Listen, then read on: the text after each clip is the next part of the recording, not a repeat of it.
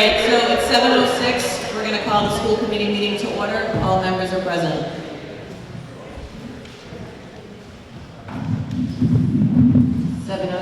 Calling the Finance Committee meeting to order. All members are present with the exception of Tracy Mahan and Kevin Bouguet.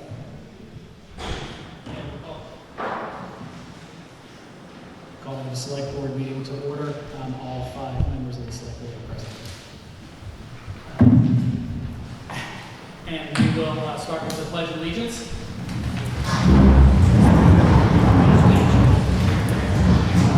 Peter.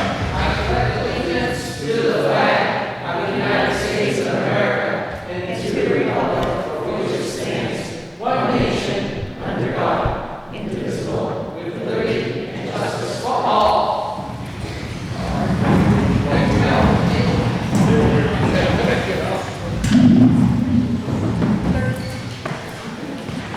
Okay, good evening, everyone. Can everybody hear me okay? Is this better? Okay, so we are going to start the meeting, and we're going to start off with some ground rules, which some of you, I'm sure, were present for the last and we're going to do the same here because we do have a large crowd here. It's also kind of hard to hear in here, so if folks would come up to the microphone when they want to speak, that would be advisable. Otherwise, we probably won't be able to hear you, and the rest of the crowd here won't be able to hear you either.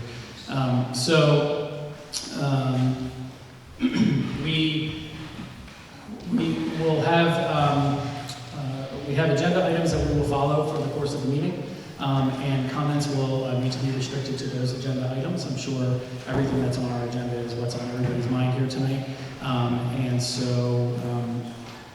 With a large crowd like this, it's best to just sort of lay out how this is going to work. First of all, if you wish to address the boards, you must do so only after being recognized by the chair. The chair for this meeting tonight is myself. We do have the other chairs and the other boards here. However, just for the sake of keeping things moving and keeping things organized, I will be chairing the meeting this evening. So in order to speak, you must be recognized by the chair. When you get up to speak, please identify yourself by name and address. Each person will be given 3 minutes to speak. Alec has graciously volunteered to be our timekeeper this evening, so don't make Alec mad. He'll let you know when we get to 3 minutes. He'll let you know that the 3 minutes are up, and if you could just wrap your comments up at that point, that would be great. Again, we're not trying to restrict anybody here, but we're just trying to keep things moving. There are a lot of people here. We want give everybody a chance to speak if they want to speak, but we want to try to keep it organized and efficient. If you have already spoken and wish to speak again, I may recognize someone before you speak, speak again because they haven't had the opportunity to speak at all. Again, please confine your comments to the items on the agenda. Everyone in this meeting, all speakers in this meeting, and all board members will be treated with courtesy by everybody else in the room. All remarks will be directed towards the chair, and I will allow questions to be asked of individuals. I will not allow cross-examination type discussions. You can probably tell these are very similar to town meeting instructions. We just don't want to have folks going back and forth at each other. It does not lend itself to holding an effective and efficient meeting. If there are people who are waiting to speak on an issue, the chair will not accept a motion from a board member until everyone has had a chance to be heard. So we will allow discussion to continue until everybody has had a chance to speak. And then if somebody on one of the boards wants to make a motion, then we will accept the motion. But prior to that, we won't cut anybody off and give everybody a chance to be heard. Lastly, I do have a gavel. I don't want to have to use it. But if you do hear the gavel, please give your attention to the chair at that time. Okay, so the first item on the agenda for tonight's meeting is a review of the 1% budget from the Superintendent of Norton Public Schools. So I'm going to turn it over to Dr. Jen Amy. Thank you, Kevin. Good evening, everyone. Thank you all so much for coming out tonight. It's wonderful to see so many people in the audience. So for Norton Public Schools, a 1% budget would be a reduction of $3,457,324 of our level service needs. That would be a cut of 29.4 staff members, or a total of $2,359,847 in staffing reductions. It's really important for everyone in the community to understand that the school budget that was presented this year is level service, which means that it is asking just to keep exactly what we have in our schools and classrooms right now. There are no new added positions in this request at all. So the school committee and my team, we have spent a lot of time discussing how to really meet this 1% threshold because it is such a huge reduction for us over what we are currently operating with. The 29.4 staff members go across teachers, paraprofessionals, administrators, and other bargaining units as well. There are positions in here that are truly needed to effectively run our schools day to day. There are positions that are essential to make sure that all of our students are getting what they need academically, as well as social and emotionally as well. I'm more than happy to answer any specific questions from either the boards or from the audience regarding the 1%. Okay, thanks, Dr. O'Neill. If anybody has any questions for Dr. O'Neill, you can come up to the microphone. Or if anybody on the boards has any questions for Dr. O'Neill. Okay. Mr. Chair. Yeah, go ahead. Dr. O'Neill, I know we discussed this on the Finance Committee call, but for the benefit of everyone that may not have watched that, of the 29.4 positions, exactly how many are you projecting will be student-facing, and what will be the impacts to class sizes?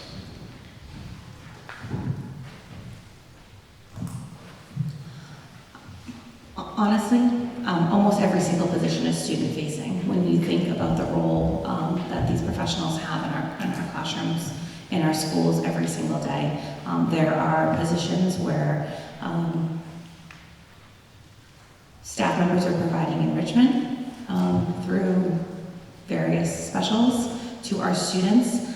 There are positions that are providing academic support to our students as well, and also working day to day with staff to improve their instructional practice. So every single position here is student facing in some way, shape, or form. When you look at class sizes, we have made every effort to keep these cuts away from the elementary classrooms because we know that class size matters, especially at the early foundational grades when you're teaching children how to read and to write. So we have made every effort possible to keep those away from those younger grades. With that said, there are more middle school and high school teaching positions that are in this budget, which will really vary class sizes depending on. The high school is extremely hard to tell because what will happen is these will be reductions in electives or larger class sizes and core content. So we may be going from 23, 24, and we may see 30s in some high school classes, depending on the way the schedule works out. It's very hard to predict ahead of time. At the middle school, we actually have we have a smaller cohort of rising sixth graders. So this budget also includes some schedule changes and some reformatting of the sixth grade to make it work. The chair recognizes Steve Hornsby from the Select Board. Thank you, Dr. O'Neill, for your answer. I just wanted to clarify. I think the question was a little vague. How many teaching positions versus how many admin positions? And can you elaborate on the difference? I think the last meeting there was 40 plus, and now it got down to 29. The 40 plus was an average. So when you take a look at the number that we had to get to, typically we project with a new staff member around a certain, whether it's a master's step X or master's 3 or 4. So that was our best guess at an average at that time. What we were able to do to really look at what these positions are going to be is that we've looked at retirements that have come up. And so at someone who's retiring and that they're typically making a lot more than a new teacher. So when you have a salary that is $35,000 to $40,000 more than that average that we were looking at, we're able to not lay off as many staff members. So that was our best estimate based on averages at that time. And I'm just looking super quickly here for you.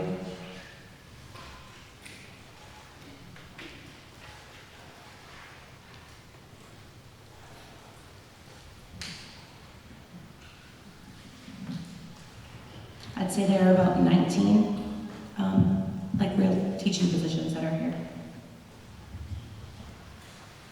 And my last question is, of those 19 positions, are any of those the temporary ones that were paid for with the ERSA funds? Yes. Okay. Thank you. Any other questions from anyone else on the board or in the audience? Yeah, Zach.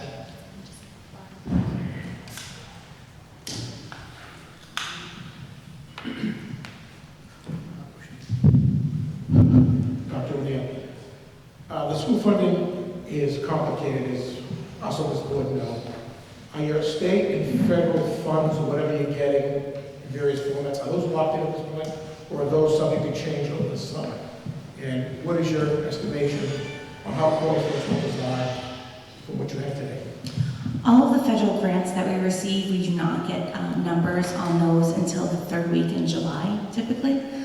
So we always have to make a projection based on our best estimate of what those numbers may be. I know Mrs. Hatfield always projects that we're going to lose a little bit, just to be on the safe side.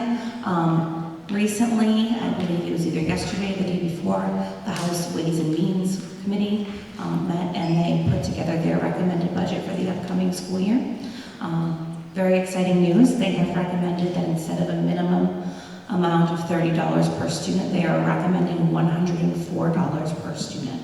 So if that actually comes to fruition, that is another $74 per student that we would receive from the state. As those of us who are at least somewhat familiar with the budget process at the state level, that still has to go through several more cycles in order for it to get the governor's desk and for it to be signed. Typically, we don't really know exactly what that is going to be until well after town meeting. Last year, I believe it was the 1st week in July. Thank you. Go ahead. Dr. O'Neill, so what happens if come September our school choice money has decreased because less school choice kids are coming here to our schools and possibly more and more kids may be going out of district? And you may find out, I remember when we were doing our joint meetings in the fall, each time we met, that out of district tuition costs were going up. So what happens at that point if you don't have the funds to kind of cover that? The school choice funds that are in this budget for the FY25 year are funds that we have received, that we're receiving for this year. So we get payments all the way throughout the course of the year, and then we get a larger payment at the end of June based on some of our special education costs and other things that they tweak up until the very, very last day. So if school choice numbers were to decline next year because of whatever financial decisions are made, that will ultimately impact the FY26 budget. In terms of special education out-of-district costs, we always have a placeholder for at least one private placement and one collaborative placement for students.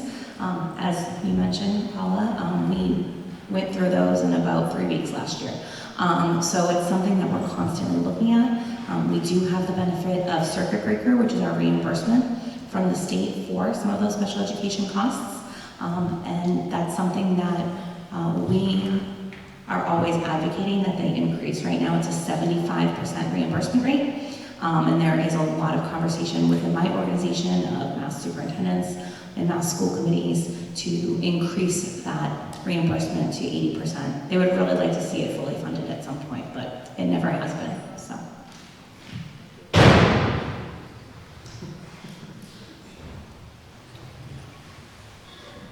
Okay, does anybody else have any questions or comments? I have a question. So we're talking about staff reductions or administrative, whether it's administrative or teachers, but what does that mean for activities, transportation? What does a 1% budget mean for the impact on those types of things as well? Thank you. So the 1% budget also has significant reductions in terms of general supplies, technology, software. We are, moving a few salaries around into revolving accounts, like for example, our facilities. It would be an increase in high school athletic fees. It would also be an increase in club fees, as well as transportation fees for families. And how about extracurricular activities? Would any of those be cut or not able to be funded? So, In terms of things that occur after school, like band or chorus or drama or any of those things? So there are things that currently take place during the school day, such as band or chorus. What we have discussed would be moving some of those enrichment activities to after school, similar to the way that we do sports. It would be something that would be no longer offered during the day, potentially, and then offered after school. I think I want to just also mention that I've made a commitment to my staff to share layoff notices on Friday, April 26th. And I think it's really important that they get information from me or from their principal about what exactly those cuts are. So I thank you all for understanding that I may not be super specific about some things. Okay, thank you. Does anybody else have any comments or questions? Paula? Just a follow.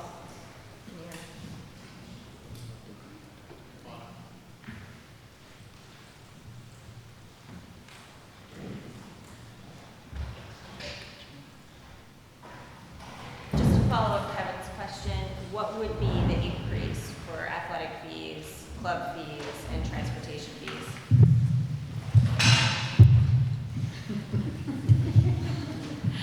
Those are all still items that would need to be voted on by the school committee.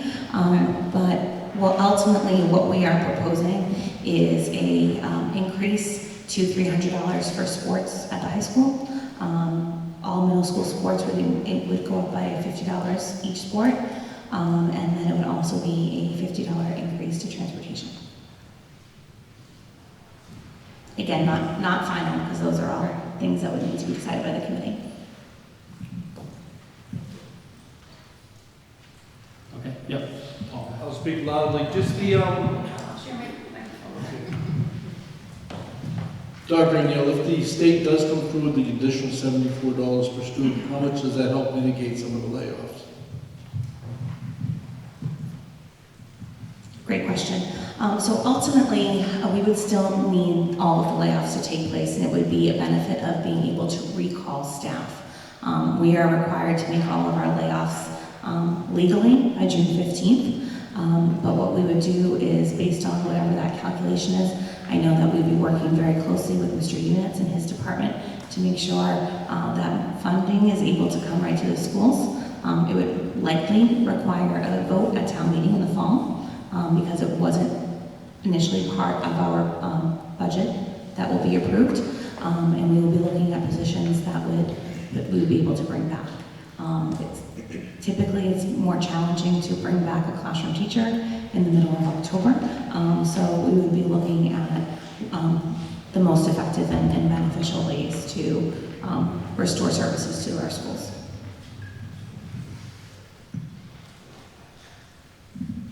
Cody? Dr. O'Neill, so the regarding the transportation, it was discussed previously that you would be going to Mass General Law requirements and potentially eliminating transportation from 7th grade and up. And within the 2-mile radius of schools, is that still on the table? There have been a lot of discussions over these last few months about what makes the most financial sense in order for us to get to this 1% number. And the committee, we've basically turned every stone over in order to kind of see what makes the most sense. It's still on the table. I think that it's not as much of a savings as we potentially originally anticipated, because we would be losing those fees that we're currently taking in. Right now, we collect about $130,000 in fees, which would go away. But again, it's still something that the committee will need to discuss and vote on.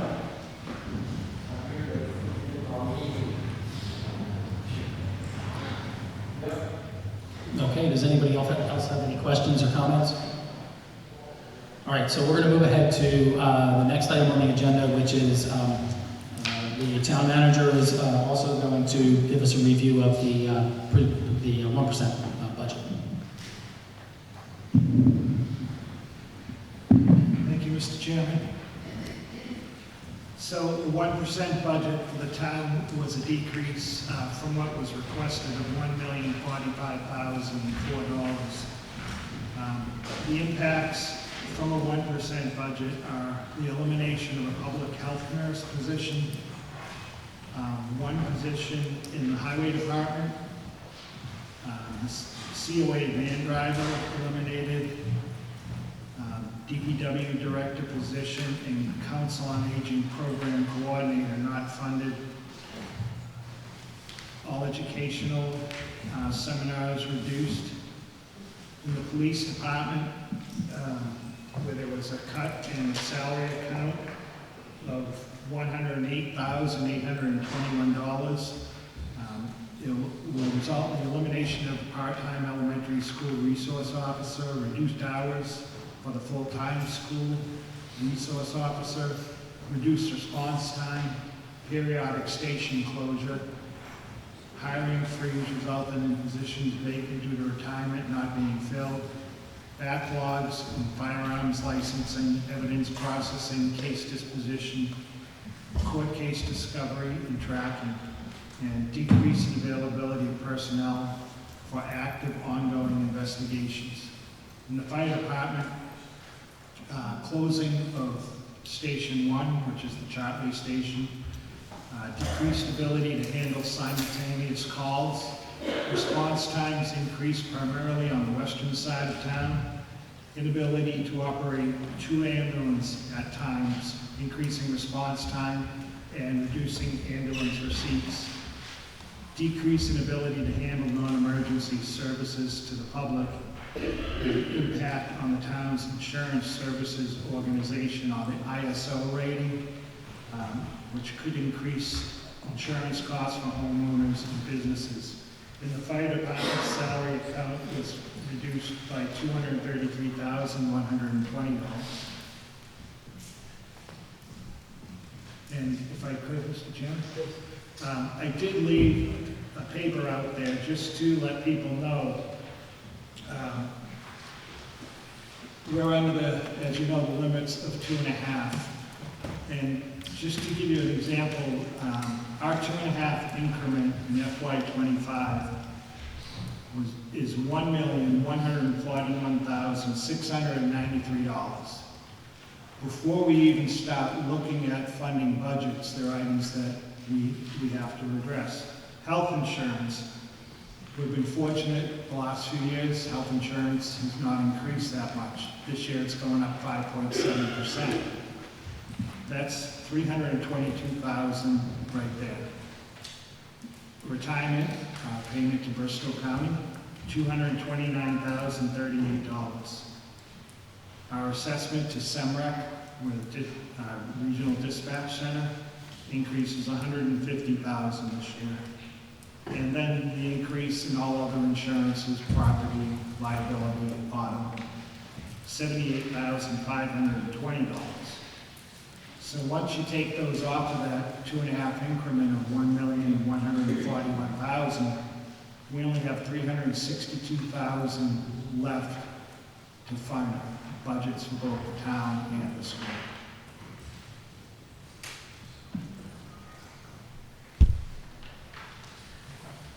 All right, thanks, Mike. Does anybody have any questions in the audience or from the boards for the town manager? Go ahead.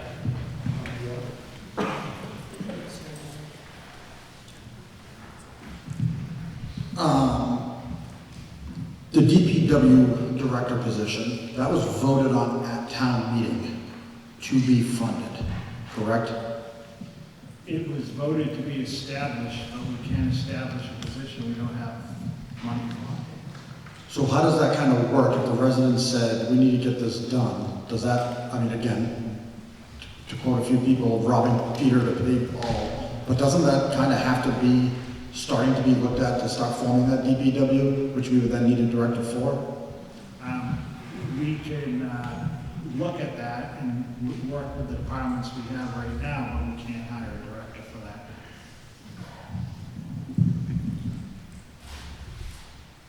Okay, thanks, Nick. Anybody else have any questions for Town Manager Paul? I think my question would be more for Chief Clark. Chief Clark, I'm wondering if you could speak to what that impact would be about eliminating a part-time school resource officer and reducing hours of a full-time school resource officer, and like what schools might not have a school resource officer, and exactly, you know, what they do, I guess, to explain what that would Yeah, mean sure. for Good us. evening. So it's kind of a fluid situation, to be honest with you. Initially, from what I see, we have to close the station. There's just no question. Probably during weekends. There's just no way around it. Probably 8 to 4. It'll impact. We have a lot of people that do child custody exchanges in the parking lot. They're going to be impacted by it. Also by firearms licensing, because people come in on the weekends to get fingerprinted a lot of times. So those will be the first two kind of direct impacts. We did. If you remember, well, about a year ago, there was kind of a demand to add 3 new school resource officers, and I was against it because it wasn't sustainable, as it obviously isn't. And so we added a part-time person. If we need to, that person's assigned to the detective division. They're going to have to go back to patrol as things kind of get worse. Depending on what happens with personnel, I always use this example that, you know, if we're all healthy, the overtime, we don't need as much. If we're not healthy, then there's a higher demand for overtime. So if something happens, if people leave, or if people are out sick for a prolonged period of time, or people have a surgery, people go out injured, it creates more overtime. If that happens, we're likely going to have to pull somebody back from the school, that full-time position. Now, it may not be every single day, but it might, you know, there might be a prolonged period of time that might need to happen. So you asked me, you know, what they do. They do a wide variety of things. A lot of stuff I don't want to say in public, but they deal with a lot of mental health related stuff. They deal with a lot of critical issues regarding threat assessments. They deal with a lot of school security, working with the schools to make sure that we have a secure environment at the schools. They really, I mean, we have a robust school resource officer program, and, you know, I always use the terminology that they're rock stars in the schools. I mean, they just do a fantastic job. You know, knock on wood, we don't have any issues, we haven't had any issues. My fear is if we start to decay that, and we start to take those people away from there, and something slips through the cracks, that's a concern. Thank you. Yeah, Joe. My question's probably going to be for Deputy Chief Wilson. I'm curious about the potential increase in insurance costs for homeowners. Do we have any kind of figures as to what the impact might be for that? Oh, sorry, Chief Simmons, I didn't see you there. Didn't mean to go over your head. Or under your head, I don't know. Can you just repeat that? I'm sorry, I can't hear over there. That's okay. So, you know, the potential increase in insurance costs for homeowners if you know, the ISO stuff doesn't go through. Do we have any kind of figures on what potentially that might cost us? No, I have no idea. The ISO rating, though, they do, they factor in our staffing levels, how many stations you have open, response times, travel distances, how many apparatus you have, the types of apparatus, how many miles they are within the specific residence that they're actually running the policy for. But I don't know. I've actually asked the people to do the evaluations. He couldn't tell me, so I know it's a factor, but I don't know exactly how much that can go to. Okay, thanks. If you don't have it, you don't have it. Yeah, sorry. Chief, real quick, why is still overhead? Hello, overhead. So my other question is, while we're talking about, you know, emergency services and helping other communities, could this impact if you could go help another community as well? Like if our neighbors in Rehoboth, East and Mansfield are looking for help, we might not be able to go help them if our staffing levels are low as well. Yeah, And vice versa, we might be relying too heavily on them to come to us. yeah, you're correct on both accounts. Yeah. So we do mutual aid all the time. Whenever we're busy, if we need assistance, another community will come in and assist us, and vice versa. So we just had a 2-alarm fire last week where we had 7 different communities come in to help us with that fire. So, you know, obviously less staffing, it impacts how many calls we can do simultaneously. So it's not common for us to have 2, 3, or more calls going on at the same time. And when we're short on apparatus personnel, we have to call mutual aid. Having less staffing, that's a reduction in overtime. Have that impact. Thanks, Chief. Yeah, no problem. All right, does anybody else have any questions or comments from the audience? Kevin O'Neill, 17 Buddhist Drive. This question is for the town manager. Has the unemployment cost been estimated given the reductions, layoffs? Right now, in the 1% budget, we have increased the amount that we put aside for unemployment.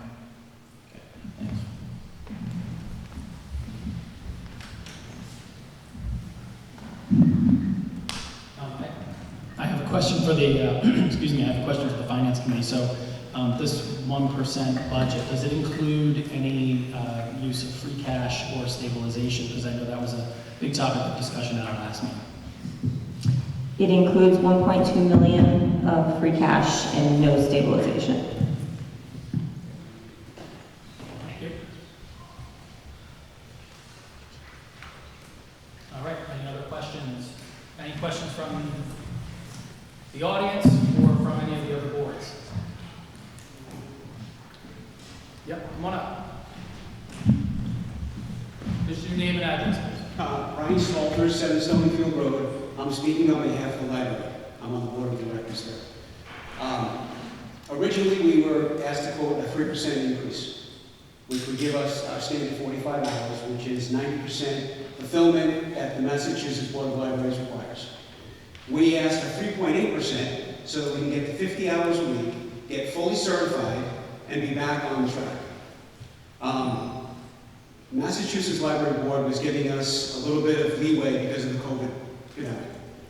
That stopped. So if we get a 1% increase, we're looking at keeping certification, reducing the amount of passes that we have, programs, things like that. We're going to try and keep everybody that we can. But again, if we stay at 45 hours, by next year, we might be decertified again with 45 hours. We're talking about $17,136 to be fully certified for 50 hours.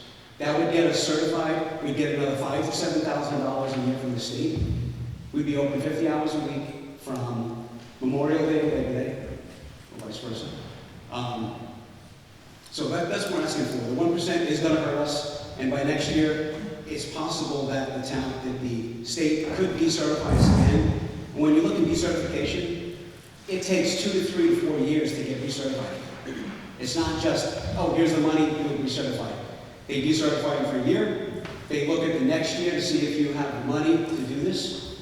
The money that we're asking from the town is for salaries only. We budget and need $150,000 a year to support the library building. Just in maintenance, materials, janitorial supplies. I was with me the other day, the head librarian. I was in her office, and some little kid had an accident, and one of the librarians had to take care of it because they don't have a full-time janitor. So these are the things that that these people have to do, they go well beyond what they have to do. That $150,000 comes from donations, the Friends of the Library, and the money we're allowed to take out of the trust each year. That's it. Anything else, we're scrambling for money. The materials, if we would do 1%, we would have to take more money out of the endowment just for materials to make sure that we're certified at 45 hours a week. So again, we're talking about $17,000 a year for a 3% increase. And let us get the 50 hours a week. And then we can move forward from there. Okay? If anybody has any questions, I'll be happy to answer. Does anybody have any questions? Yeah, I have one. Go ahead. What does library decertification mean for the people that might be in the audience or watching at home? When the library becomes decertified, you are not allowed to share books with other libraries. We would reduce the hours that the library would be open. We still have to spend money on materials and things like that, but basically it annihilates us from other towns. We become an island. There are 378 libraries in the Commonwealth. We're one of 6 that's not fully certified. Right. And like I said, with the COVID thing, they gave us a little bit of leeway with 45 hours. That's going to end. So we need to try and get to that 50 hours a week. Okay. All right, thank you. Brian, before you sit down, and you wouldn't receive the 46,000 in state aid if you were decertified? So we, this year, we got $40,000 in state aid for being open. We lose 12% because we're not over 50. Next year, that 40,000 could drop down a little more because they're not being so lenient. But if we get 50 hours a week, we're looking at $5,000 to $7,000 to $8,000 a year. It's an extra saving. So that 17 becomes 25. And that money really goes a long way with materials. We get grants from the Cable Commission for technology, but like anything else, the computers get old, people rely on this stuff. How many people are at the library use the museum passes? Those passes are like $5,000 a year for us to buy them for the year so that the population can use them. Things are insurance, other things, they're not cheap. So we need to keep moving on that. And we have a lot of people that are just making barely over minimum wage. And these are the people that are cleaning up the mess from little kids that had an accident with the library. It's things that they shouldn't have to do. Okay. Thanks, Brian. You're welcome.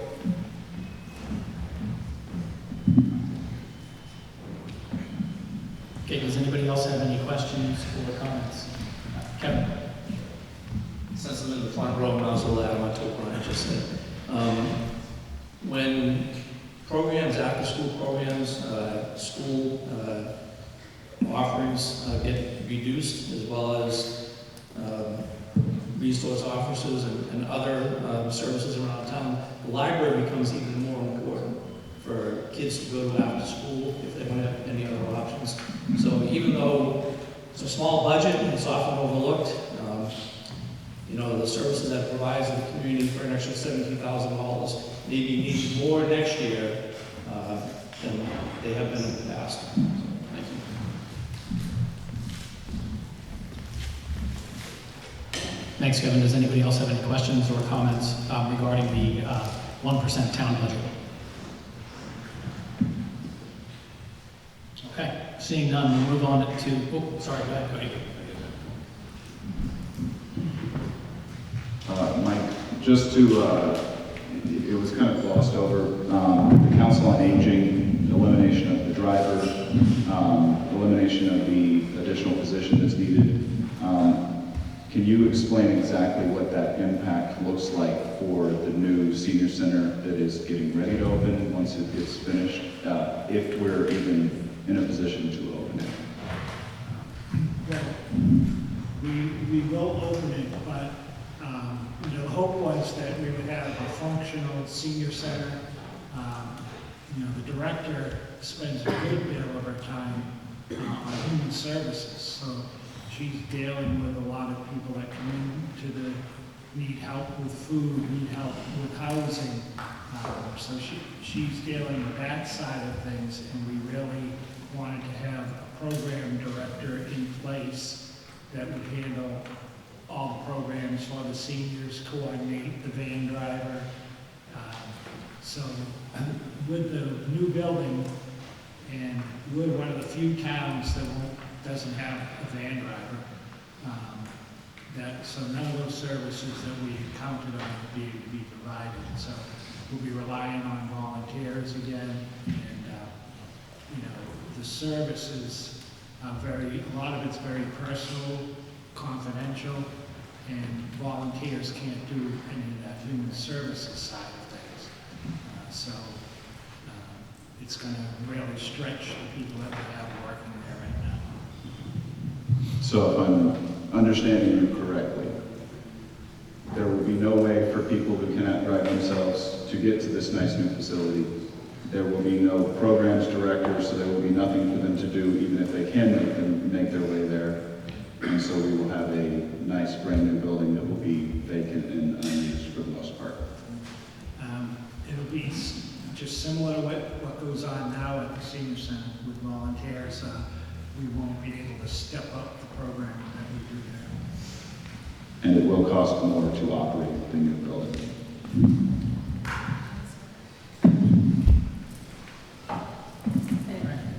Thanks, go ahead, Sherry.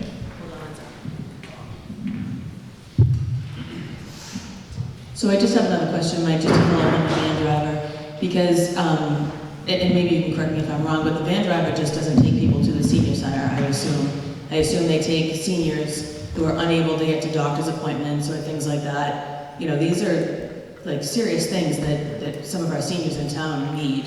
So I just want to check with you first if that's an accurate statement. That is, and the van would also be used by veterans in town to go to appointments at the VA in Brockton.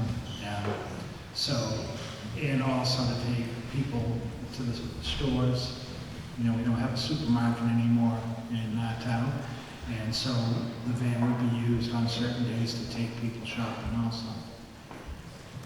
Thank you. Thanks. Does anybody else have any questions? Or comments? Okay, so seeing none, we'll move on to the next item on the agenda, which is a discussion of the Proposition 2.5 override procedures. We do have town council here tonight, so I don't know if Mike, if you wanted to introduce and then we'll go from there. Thank you.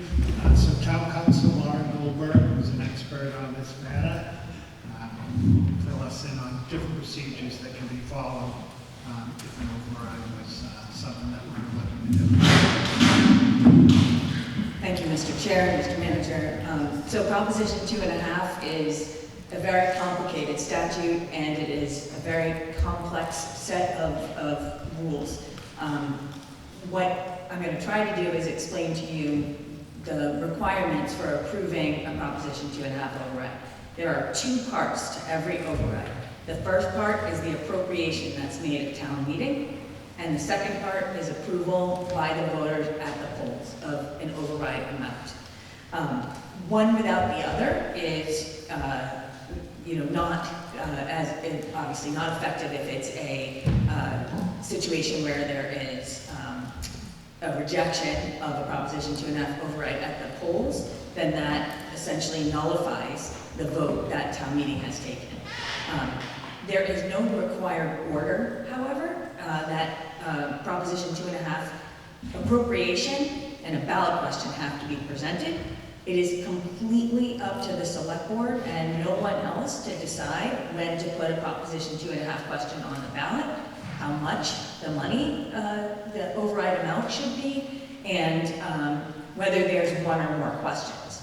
So the board is restricted to call for an election for a ballot question at least 35 days prior to the date of the election.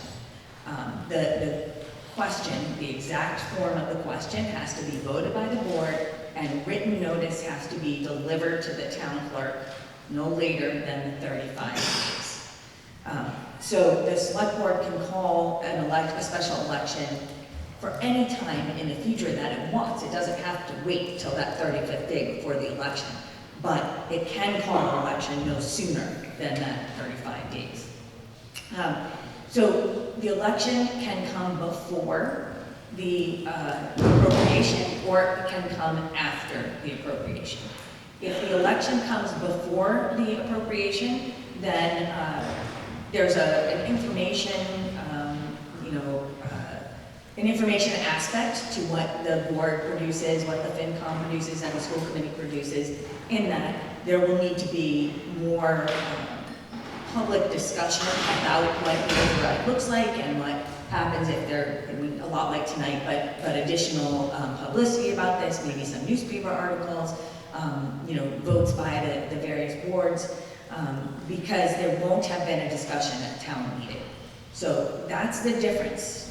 When you have town meeting first, there's a lot of discussion about what the budget would look like with or without the override, and so voters who might not otherwise be informed are going to be informed because they go to town meeting, and because there's a lot of meetings where you all are analyzing the issues that are going to appear on the warrant. If the election goes first, then it leaves two options for the board. One option is to go to town meeting then with the 1% budget, without the override if it fails. The other option is to go to the town again with a proposed override budget, and when you voted at town meeting, you vote the override budget contingent upon approval of a ballot question. Some of you may say, well, that doesn't make sense. How come I can go before the voters 2 times? That is completely up to the select board. It can go to the voters as many times as is possible with 35 days notice between the date of town meeting and the date of September 15th. Now, this is a state election year, so that may factor into the board's thinking about when to call for an override election. There'll be a busy time at the clerk's office at the end of August, the beginning of September. Any recounts would have to happen also at the beginning of September, and then things would ramp back up again for the state election at the beginning of November. So that's something to be thoughtful about. An override budget can be presented to town meeting in a couple of ways. One way is through a budget, if you imagine the budget chart having columns, as you know it does, it could be, recommended 1% budget in one column, and then the additional amounts that would be given to each department if the override ballot question passed, if the override passed. And so you would essentially be voting, yes, we want the base budget, the 1% budget, let's just say for this purpose, with the override portion of that budget contingent upon approval of a Proposition 2.5 question.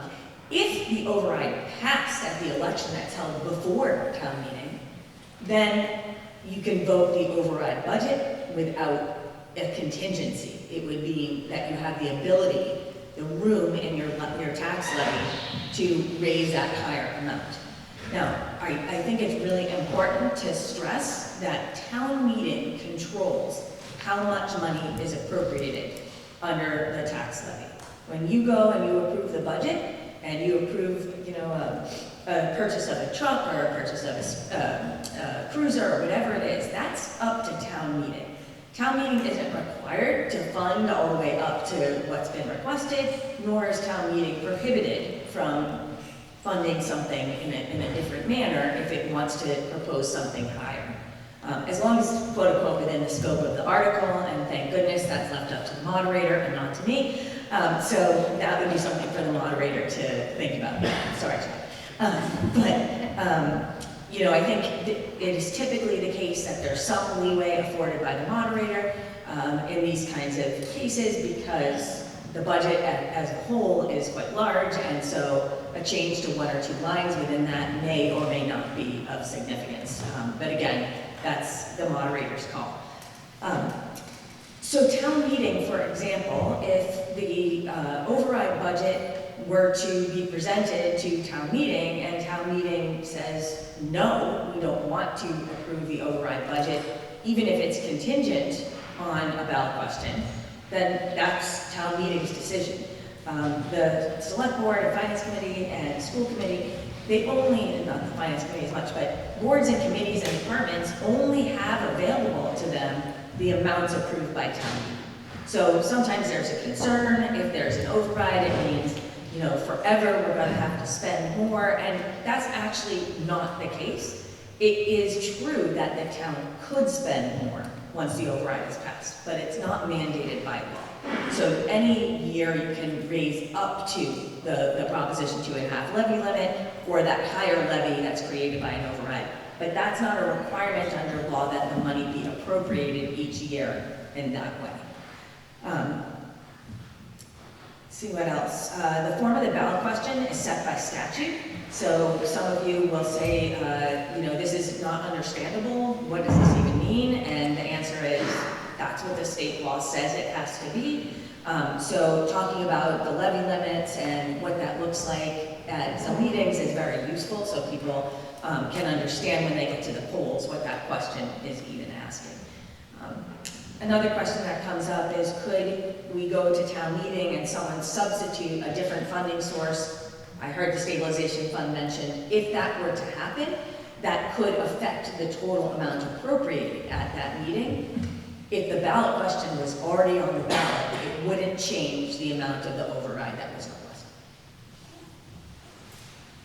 What did I miss? I'm happy, Mr. Chair, to answer any questions, even if it seems duplicative. Does anybody have any questions for our town council? Go ahead, Nick. Hi, how you doing? Can you just kind of give us a brief overview of what an override and a debt exclusion, and what's the difference, and kind of what's the long-term ramifications, I guess? You have no idea how much I wanted to answer that question. So an override is essentially a permanent increase in the town's ability to raise taxes. In the first year, the override is used for the purposes for which it is appropriated. In future years, it is available for appropriation like any other tax dollar. There is a reputation issue, however, if we say we're passing this for the schools, let's say this year, and for the future, and then next year we don't recommend increases for the schools, that is kind of the natural limitation on how those override funds are spent in future years. A debt exclusion is a temporary increase in the levy limit, and it exists only as long as the loan that is related is outstanding. And what the debt exclusion does is it allows just the amount needed to pay the principal and interest on the loan to be raised outside of the levy limit. So if you think about the levy limit and overrides and debt exclusions as boxes that stack on top of each other, the regular levy limit, that's the first box and it's the biggest one. On top of that might go an override, and that override would stay there forever, so our levy limit would move up and the override would move up, so we would be getting the ability to raise more money over time. That override box would sit on top of the regular budget box. And then we would put on top of those boxes our debt exclusion box. But when we're done raising the money to repay the loan, that debt exclusion box gets taken off of the top of the other boxes. So again, an override is a permanent increase in the levy limit, and a debt exclusion is a temporary increase to pay for essentially a capital acquisition or project. And then hypothetically, let's just say we did a $3 million override. That's clearly going to not be enough, if you will, for the schools right now. Can we do another override in FY26, FY27? Is there any limit to how many overrides you can do? As long as you're not hitting your levy ceiling, which is essentially the most that the town can raise under state law, then you can have an override as often as you want. Again, only the select board can put an override question on the ballot. So, there's a political aspect to this that can be very difficult to surmount, especially if one is placed on the ballot and loses. It's hard to come back and say, voters, we know you said no in a big way to this, but hey, we think we need to present it again. And I'm not saying that boards don't do that, they absolutely do, but it is a lot of responsibility and it takes a lot of explaining about why the board can do that.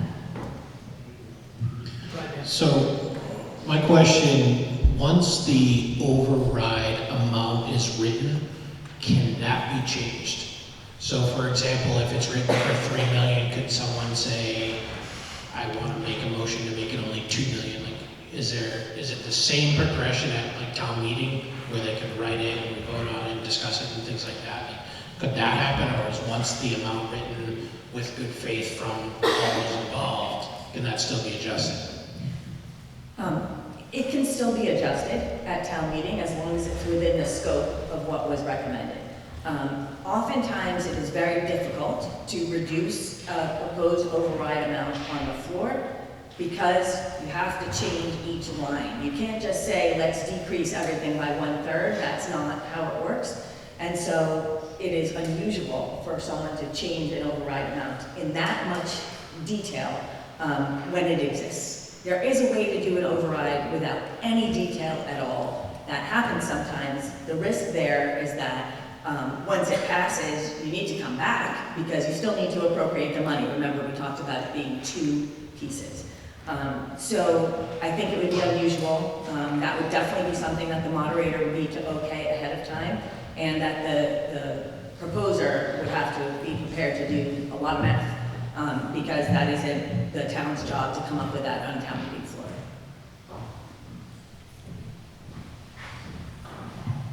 Yes. Oops, I'm sorry. Mr. Chair, hand is please. Sorry, go ahead, Jim. Quick question.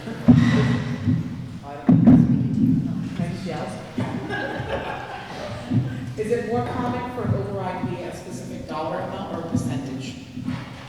It is more common for it to be a specific dollar amount. Even if it is a percentage, it's translated into dollars. It doesn't grow. The percentage doesn't grow, so it's a fixed amount. Yes. Paula. Lauren, so if, say, at town meeting, the town votes to pass an override amount of like 3 million, and then the select board then has to vote to put an override on the ballot with a specific amount, could that amount be different than what was voted at town meeting? Thank you for that question. So every time I give a talk about anything I like to say, the lawyer's answer, it depends. Thank you for giving me the opportunity for saying that. If town meeting votes to approve an override contingent upon approval at the polls, then a change in the amount appropriated would, the amount on the ballot would mean that that override wouldn't be for the amount that it had intended to be for. If the override amount was already on the ballot, so you had the election first, DOR looks at dollars as fungible, and so DOR would say, as long as you spend the amount of the override that was specified in the ballot question, for that purpose, whatever the purpose was, then you have the override, meaning you could raise the levy limit higher, you could tax higher, but it would still be up to town meeting to decide whether to do that. So a $3 million override at the polls before town meeting, you could get to town meeting and decide, someone could make a motion to only use an extra 2 million of that. And I know we're talking about millions like they're nothing, but we're just using the examples.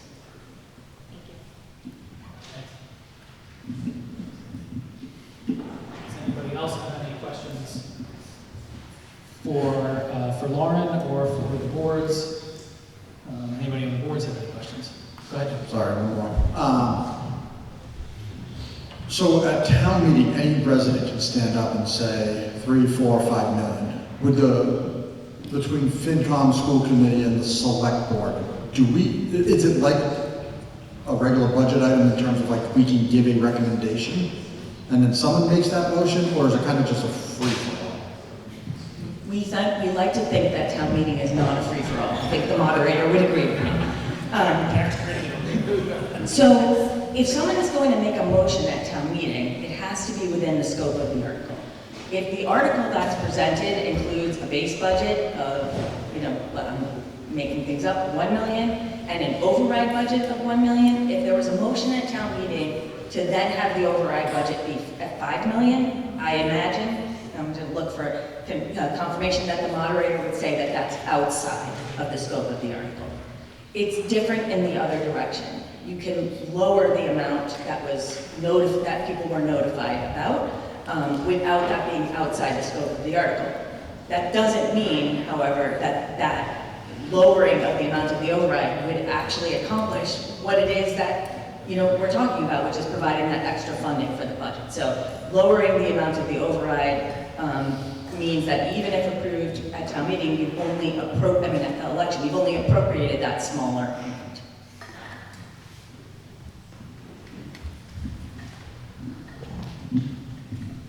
Thank you. Joe? Give that microphone back to her. So just to continue on that we would still need to, have an amendment in writing, correct? Mr. Chair, through you. The amendment would need to follow the normal procedure for amending a motion at town meeting. And what does that mean for the line items? Does that amendment need to include like numbers for each line item, or how detailed does it need to be, I guess? If you're voting by line item, then the detailed need would be by line item. Thank you. And as I said, someone couldn't just come in and say, we'd like to reduce the override by 2/3 or by 1/3. They'd still, at least in my view, have to come in with the numbers that reflects. It could be that it's, 1%, a 30% decrease. We need to know the actual numbers in order for a town meeting to vote.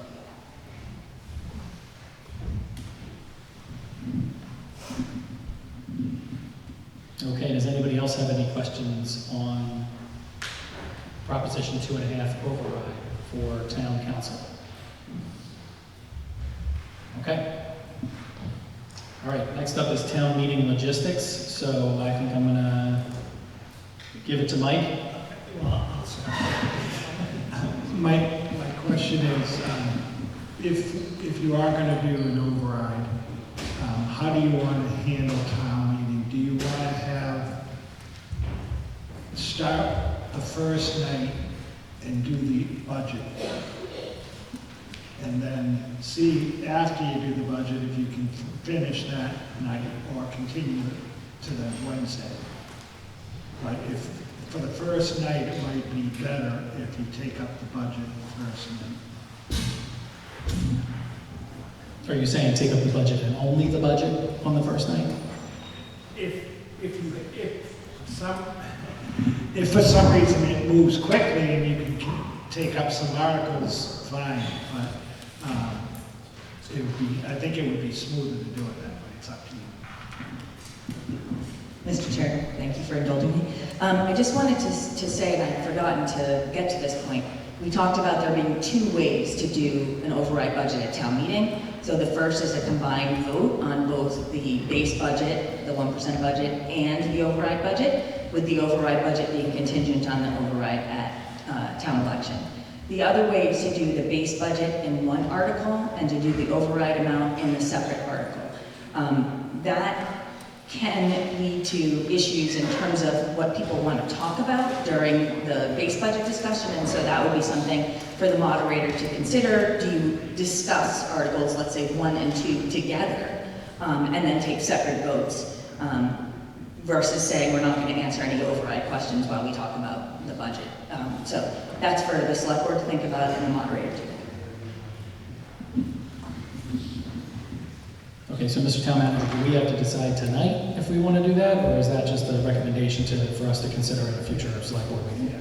Okay, so I'm not sure I know what the answer to that is, or at least my answer to that is. So if it's okay with the board, it's just we'll put that off till maybe our next meeting, and we can talk about preparing for a town meeting if there's an override discussion. Do you have time for that before the town meeting? Do you have time to make that decision before that? I don't know what to do with this microphone, it's annoying. All right. Does anybody else have any other questions? If not, then we will, and thank you, Lauren, for that very comprehensive explanation of proposition. I mean, we don't even have any questions from the audience, so you must have nailed it. I will move on to the next item on the agenda, which is the fiscal year 25 budget discussion and/or vote on an override. So I honestly don't know where to start with this. It's such a large topic. Mike, I'm gonna kind of let you take it from here. Thank you. So I just sent out and to everybody different scenarios looking at, so people could start thinking about if they were thinking of an override. And just to show what would happen over 5 years. So one of the options is a $3 million override at 3%. And you can see that for the first 2 years, you'd have a surplus, but then we start running in deficits in 27, 28, 29. And just remember that these are all 5-year projections. And let me just tell you one thing about 5-year projections. On Shark Tank the other night, Mark Cuban was sitting there and someone was there presenting their 5-year business plan. Mark Cuban looked at them and said, "Are you kidding me? 5-year business plan?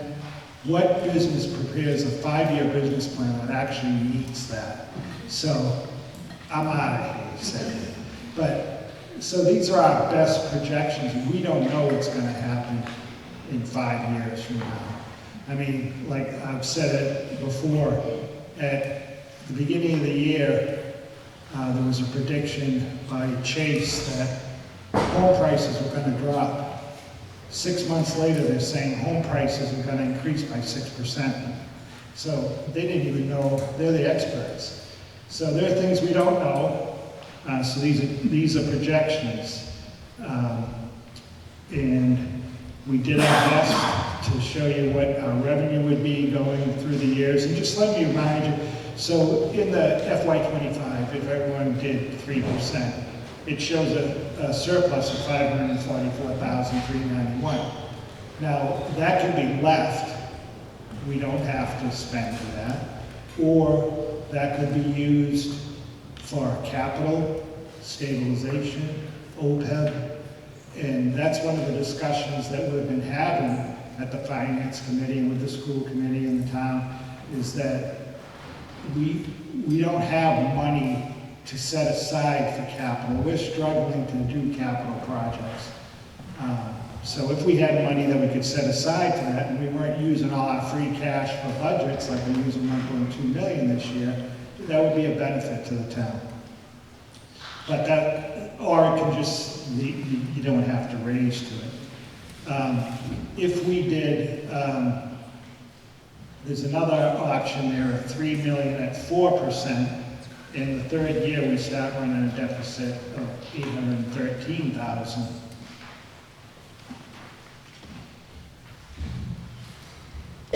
The next option is the $3.5 million at 3%. And you can see from that you'd be fine until 28, when you'd have a $542,000 deficit. And as I said before, remember, we don't know what new growth's going to be.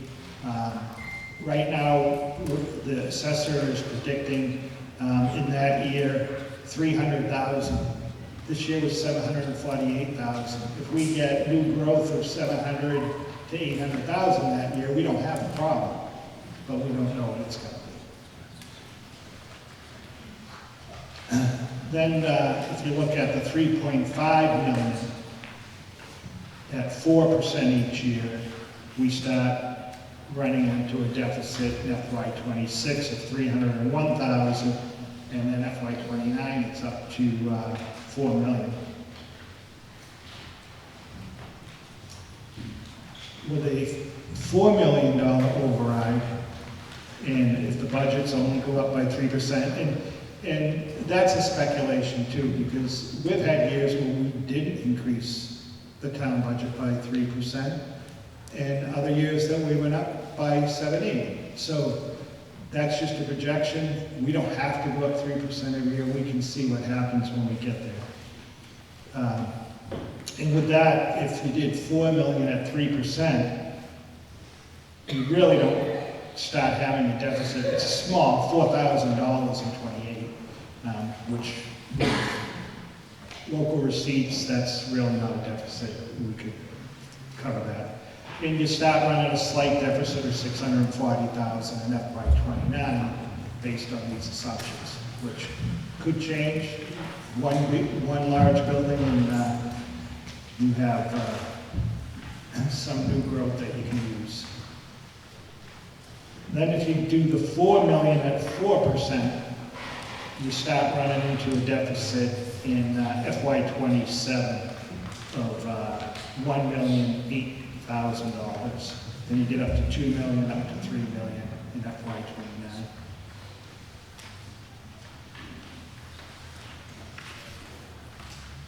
Now, the last option that I get is 5 million.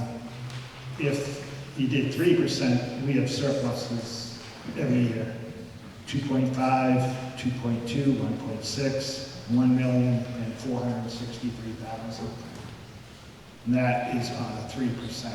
If we increase budgets by 4%, you don't start running a deficit until you get up to FY '28, 1.1, and then 2.4 in FY '29.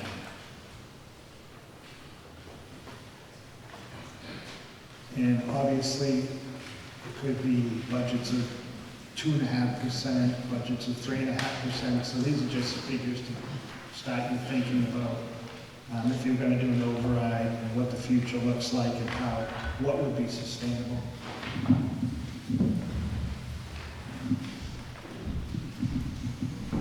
Okay. Back to Mike. And I just wanted to thank Superintendent O'Neill and Christine for sitting down with James and I all the time to go over all these numbers. Thank you. Denise.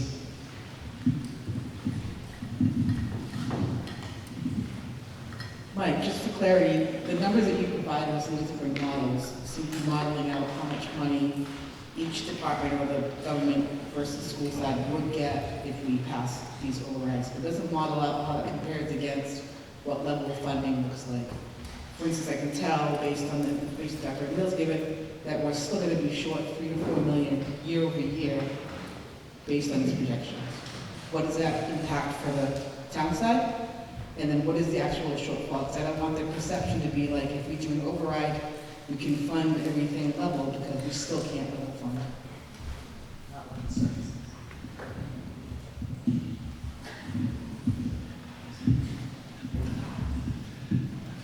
So no, these aren't based on providing level services for next year. This. Right. It's strictly based on what would it have for revenue and trying to figure out how we're going to split that. So it would possibly be reduction in services. Yep, Dr. Renee. I just want to mention the 5-year projections that we shared with the boards here tonight. As Mr. Unit said, it's extremely difficult to look at a 5-year projection because there are just so many factors that we just can't predict. And thank you to Mr. Units and James for working so closely with us over these last few weeks trying to figure it all out. So the 5-year projections that Christine spent a huge amount of time putting together for the school department really looks at best estimates in terms of staffing increases over the next few years. All of the COLAs are between 2 and 2.75. We also took into consideration steps and lane movements for staff. But as you mentioned, Denise, when you take a look at the 1% recommendation, if we were to get 1% year over year, we would be about $9 million off from where we would potentially need to be if we want to keep up the same level of service for the schools. When you take a look at the 3%, we use the numbers that Mr. Units put in terms of like that. Those numbers in that top section match up exactly with what he has on his sheets as well. And so, as you can see, that's about a $2 million difference there, about a $2 million difference in the 4% as well. So Again, these numbers are our best estimates based on what we have. They also include about an 11 to 12% increase on special education tuitions year over year, as well as a 5% increase in terms of transportation. So it was an interesting exercise, but thank you.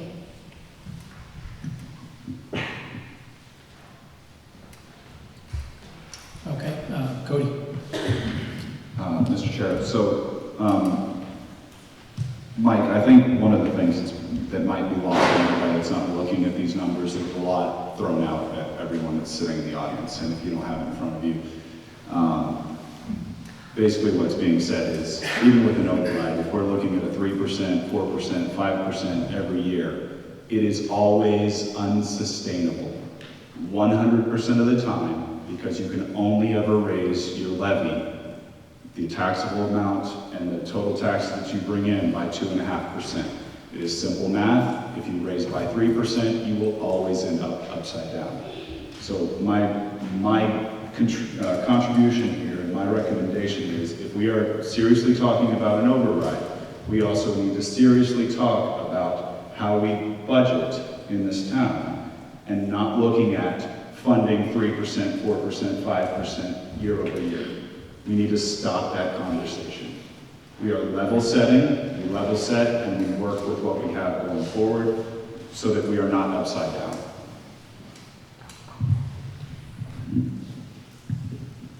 I just wanted the one sheet that I did skip is the 1%. If we did 1% every year, we couldn't do it without using some free cash. Even doing 1%, we have to use free cash for the next 3 years in order to fund that.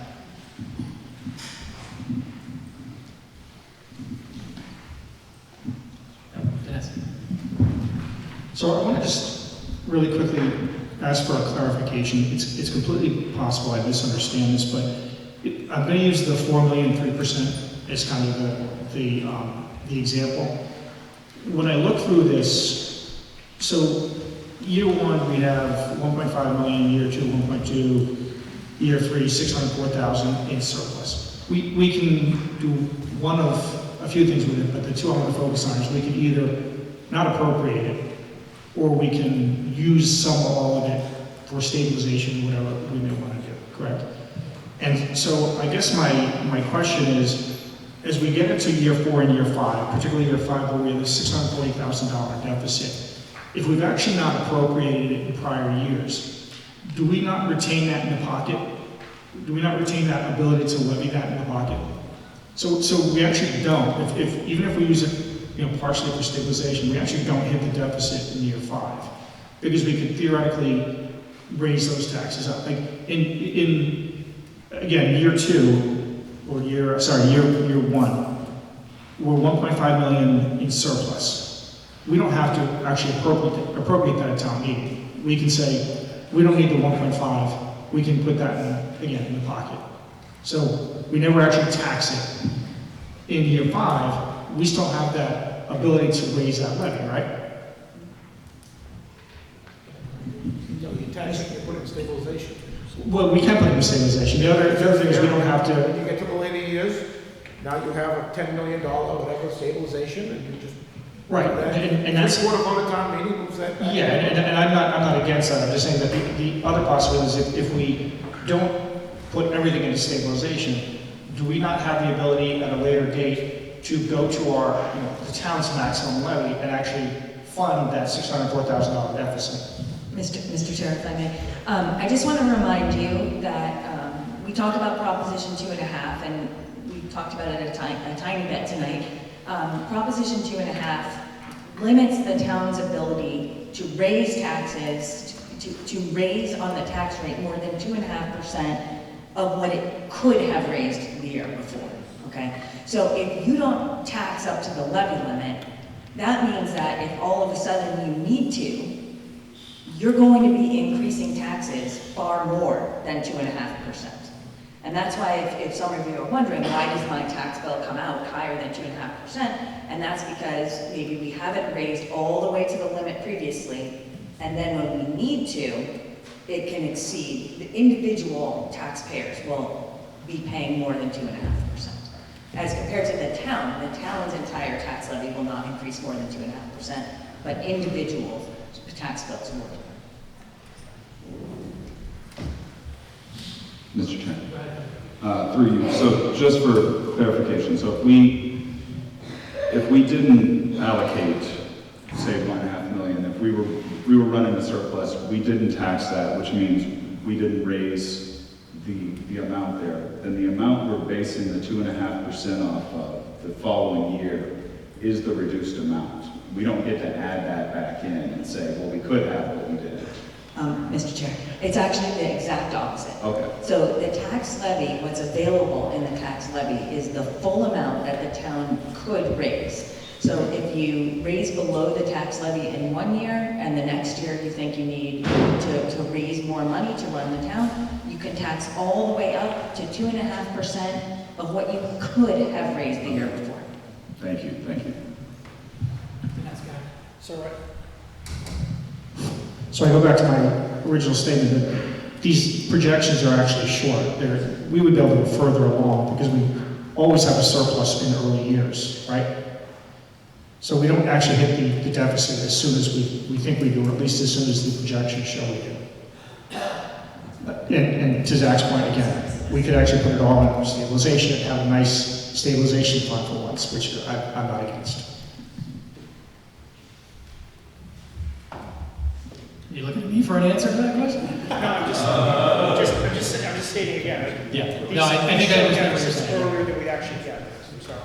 Yeah, I mean, I think the way I'm looking at it, Dinesh, is that there's a lot more volatility as you go out 3, 4, 5, 6 years, right? So I get less confident in the numbers as we go further out. So yes to your question, but also there's a hell of a lot of volatility in going that far out. So another thing to think about. Anyone else? Questions or comments on override? Denise. Just for clarity, it shows a surplus, but we're still not level funded with those amounts. Yeah, not. At least in the school side, I don't know what the Right, timeline is yeah, like. not completely different topic and not saying we are 100%. Yeah. Okay. Mr. Chair. Yeah, go ahead.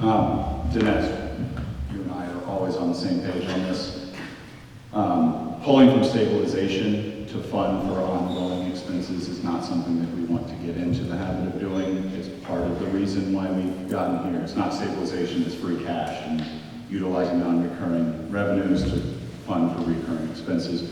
So I like the idea, but if we were to do that, tax ourselves so that we could put it away for a rainy day fund, we would just want to make sure that we don't end up back in that situation where we're funding the ongoing expenses and pulling from stabilization, because we'll end up in the same situation. Right, yeah, and that's not at all my point was not that. My point was that some people in the crowd or even up here on the tables may look at this and say, wow, even with an override, we're back into a deficit in 5 years.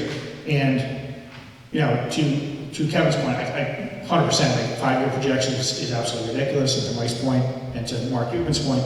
But you do have to, at some point, put something down paper and say, okay, what do we believe our projection is? The best guess, what's our projection going to be? And I'm just trying to point out that we don't actually get to that deficit as quickly as these papers show. That's all I'm saying.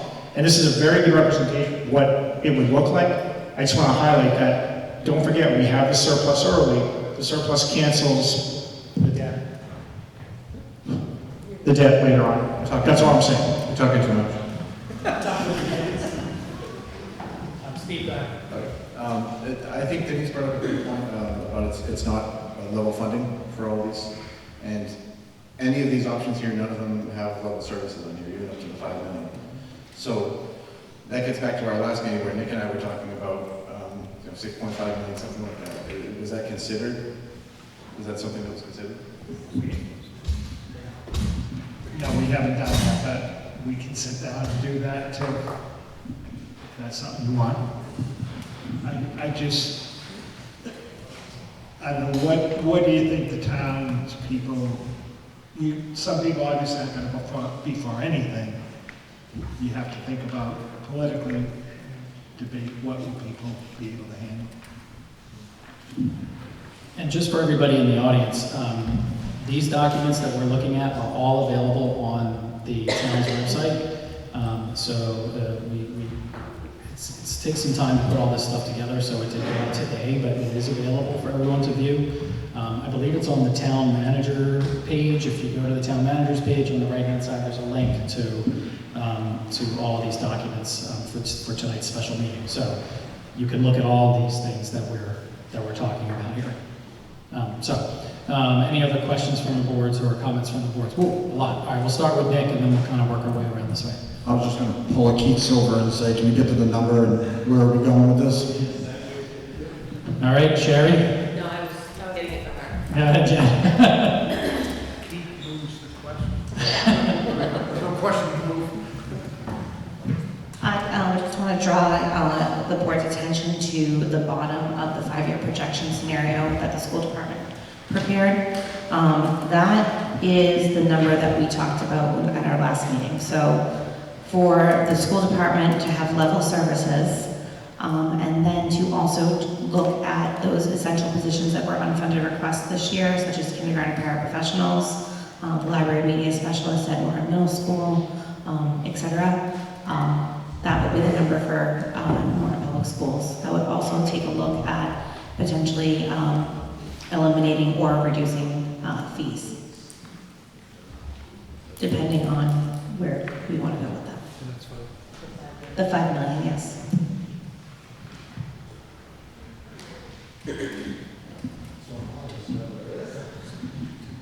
So maybe through the chair, Mr. Enos can explain.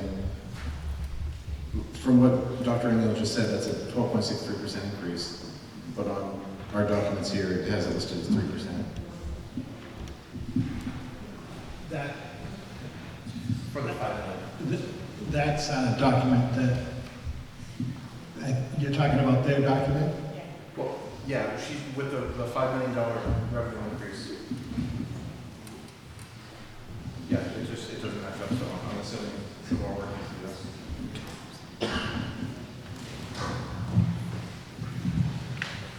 Mr. Chair? Yeah, go ahead. Just to clarify, that the $5 million would be what the schools themselves need. I don't want to speak for any other department about what their needs may be. Norton has never passed an override, and I think we felt it was important to show you what would be our ideal situation. Okay, thank you. I think that's good. Right? Yeah, I'm not speaking for anybody else, I promise. And then I saw a hand over here, I think. Oh, Zach? Oh, sorry. Or pass him down the mic. And then you're next, Paula? Okay.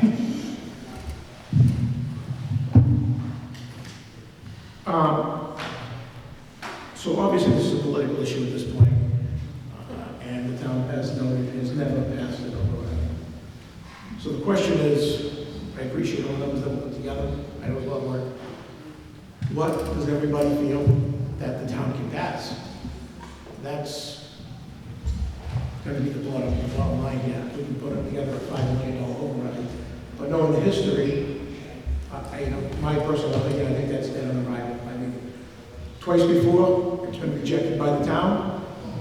I think this is a blue-collar community with the silent majority, in my view, that want a low tax base. They want to be able to retire their homes and, retire with dignity for as long as possible and not be taxed out of their homes. So with that being said, I think, in my opinion, if you want to compromise to get something done, is a small override, in my view, $2.5 million, with possibly 1.5, 1.7 going to the schools, and the rest going to the town, and see if we can get something, because the alternative is nothing. And everybody's familiar with that. I mean, this is not, I've said at the Finance Committee meeting, this is not Mansfield, it's not Easton, it's not Foxborough. If people wanted that, they would live there. And they've spoken loudly twice before. So I would like to see something done, but I would like to see that, in my personal view, reduced. So something can pass better than nothing, because I think if we go down the road, again, my personal opinion, of these numbers, I think we're gonna be in big trouble. Thanks, Zach. I think Paula had some questions or comments?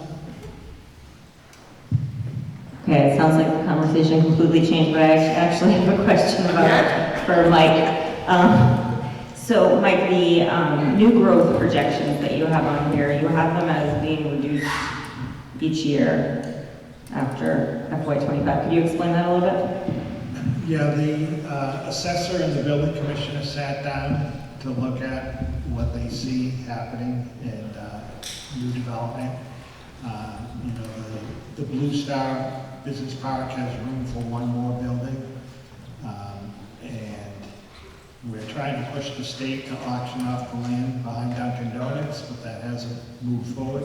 So other than single-family homes, we don't see right now any potential for a lot of new growth. So that's why the assessor seems to go down. So this would include all the large single-family homes going up over the next couple of years?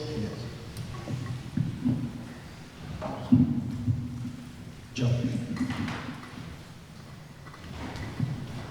So I'm going to respectfully disagree with Zach. So my wife and I moved to this town 14 years ago. We moved here because we liked the town, we liked our neighborhood. We did not want to live in Foxborough, we did not want to live in Mansfield, and yet I still want a town where we can fund our police department, we can fund our schools, and we can fund our fire department. I think it's naive to say that people live here just because it's cheap. There are other reasons to live in Norton besides just the tax rate.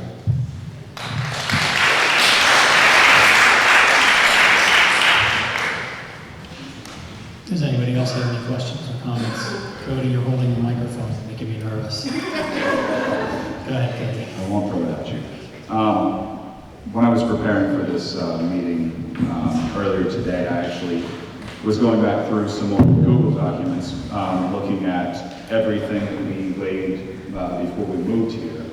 And I have an Excel document of all of the towns that we were considering, what the tax amount was, what the schools were, location. I weighed all of that, and I think a lot of people do something similar to what Joe's saying, and schools weigh very heavily on our decision to move here. I'm willing to pay a little more.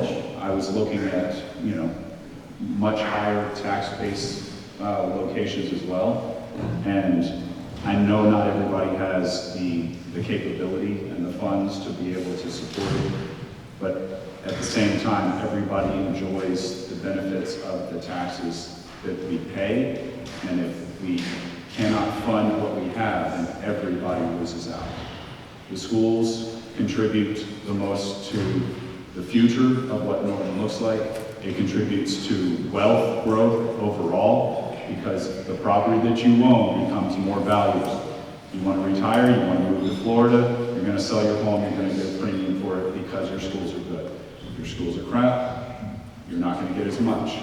You don't have as much wealth at all. Your house is paid off, I understand. You're living on a fixed income. Not everybody's going to move to Florida or wherever. I get that. But we have to have a conversation too about this is a nice town. We would like to continue for it to be nice. And in order to do that, we might have to pay a little bit more, because 2.5% year over year is never going to keep you where you want to be. Thanks, Cody.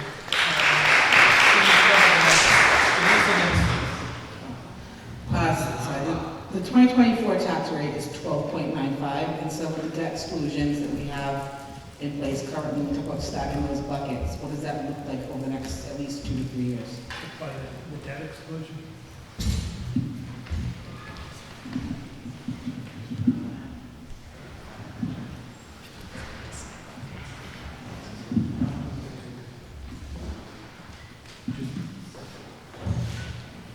Denise, we're looking it up.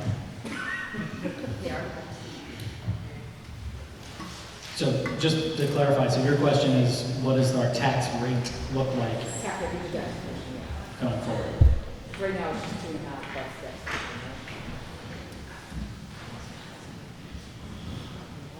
2.5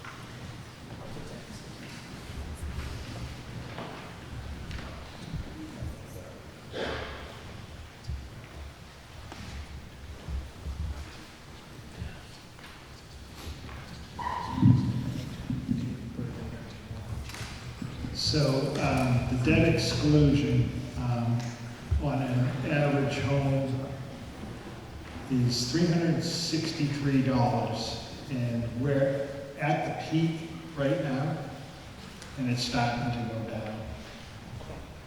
This year coming up, I believe, is the peak in the debt exclusion.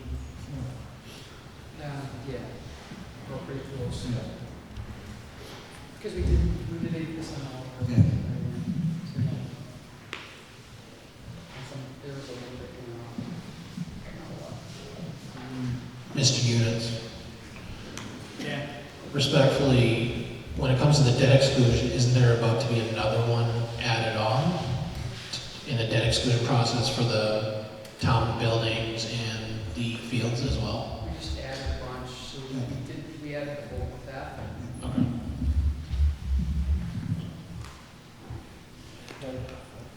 And that, the figure I gave you is the average single-family home is $510,794.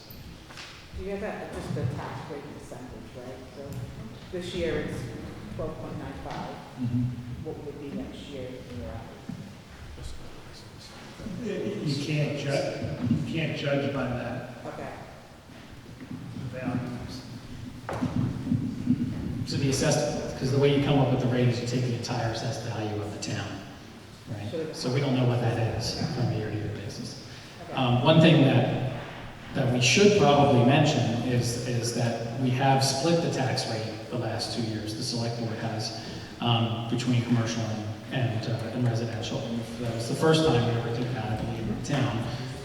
So, you know, we have shifted a little bit, doesn't change the amount that we raise, but it shifts a little bit of that amount away from residents and more towards commercial. Now, of course, you're always looking at, are we going to chase business away? Are we going to unfairly, you know, tax businesses? You know, all that, that's part of it as well. So we've done it very slowly, in slow increments. But that is also something that the select board, you know, voted to do unanimously, which was to split the tax rate for the last 2 years.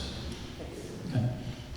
Yeah, go ahead. Just a point of clarification, because I think last time James, could have been 4 meetings ago at this point, I don't actually remember, but he did say, come January 1, we're going to see most taxpayers are going to see another significant raise in their taxes, much like we just saw January 1, 2024. Because I believe we were only paying the interest on the community center and the town hall, and I believe that bill is now actually going to hit come 2025. So we should see a jump in taxes again, if I'm correct? Yeah, the figure I'm giving you though was from the assessor figuring the FY25. Gotcha.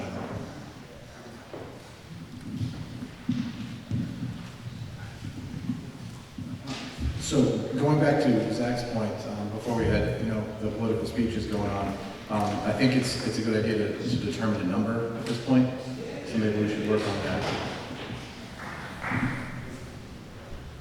Well, it sounds like it's time to start talking about a number. So, I would love to open that up to, I mean, I think that, I'll just start, I think that the issue we have here is that we're not going to get anywhere near level services, correct?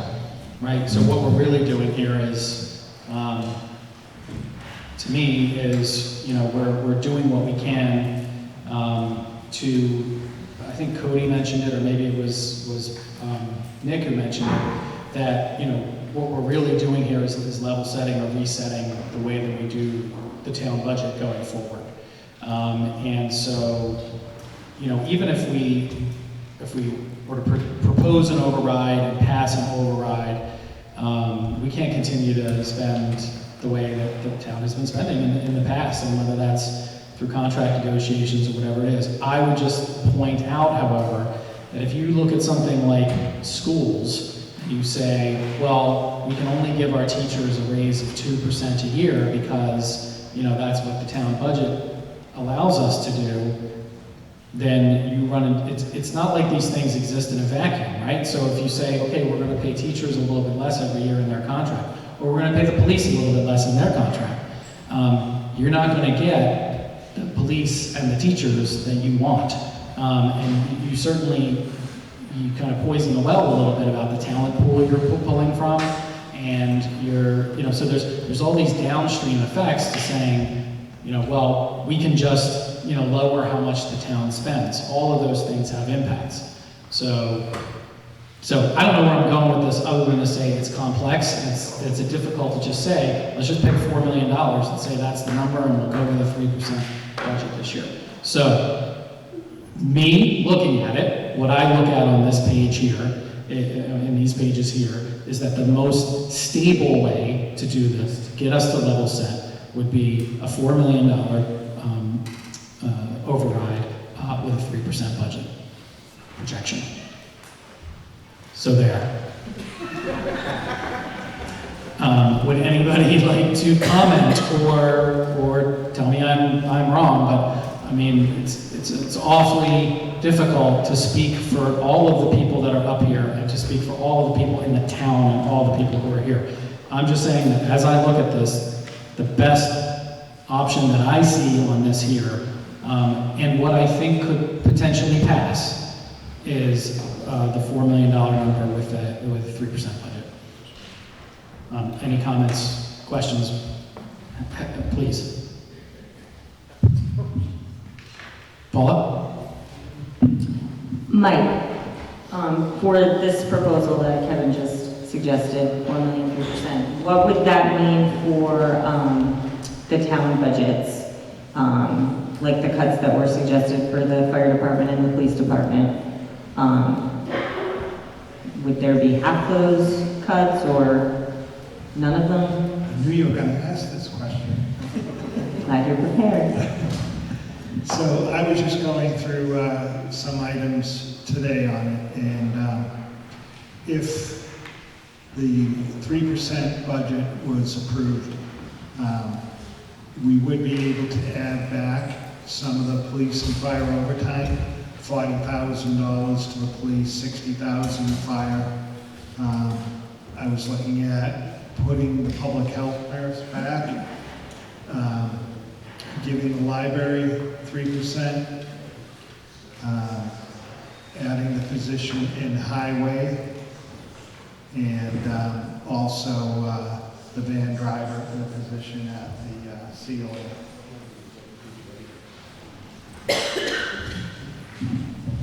Steve asked about DPW.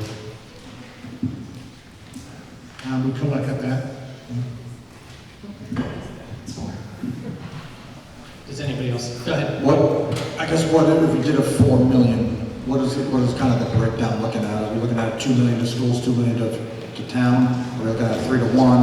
Kind of what does that, I guess, look out to? Because I think that's going to be a huge factor in what people are thinking here from a school level.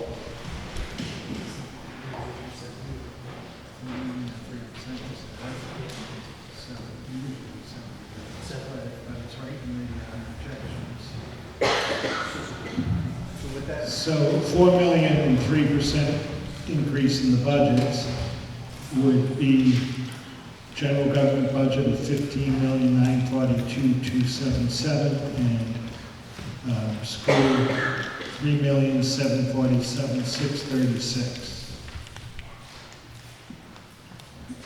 So, I guess, Jen, how much would that leave us short from level services from this past year?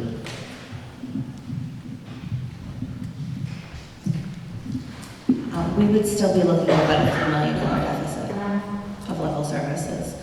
So at 3%, we would be looking at 22 staff cuts, plus the fee increases that we discussed, and the general supplies, software, all of those things would still be off the table. So again, my question, if we were to pass a $4 million override plus a 3%, we still don't know if we could have the DPW position?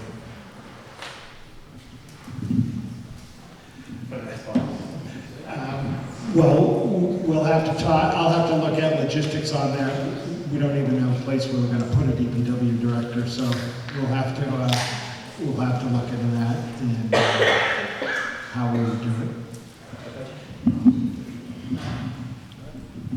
through the chair, I would just like to know, how do I put this? I mean, the town voted on that position, so how long do we have to act on that? Maybe that's a question for town council.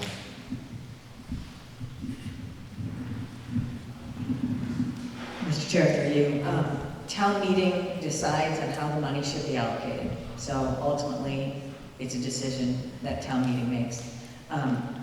There can be positions that exist, in theory, but that are never funded. And so there's no timeline on that.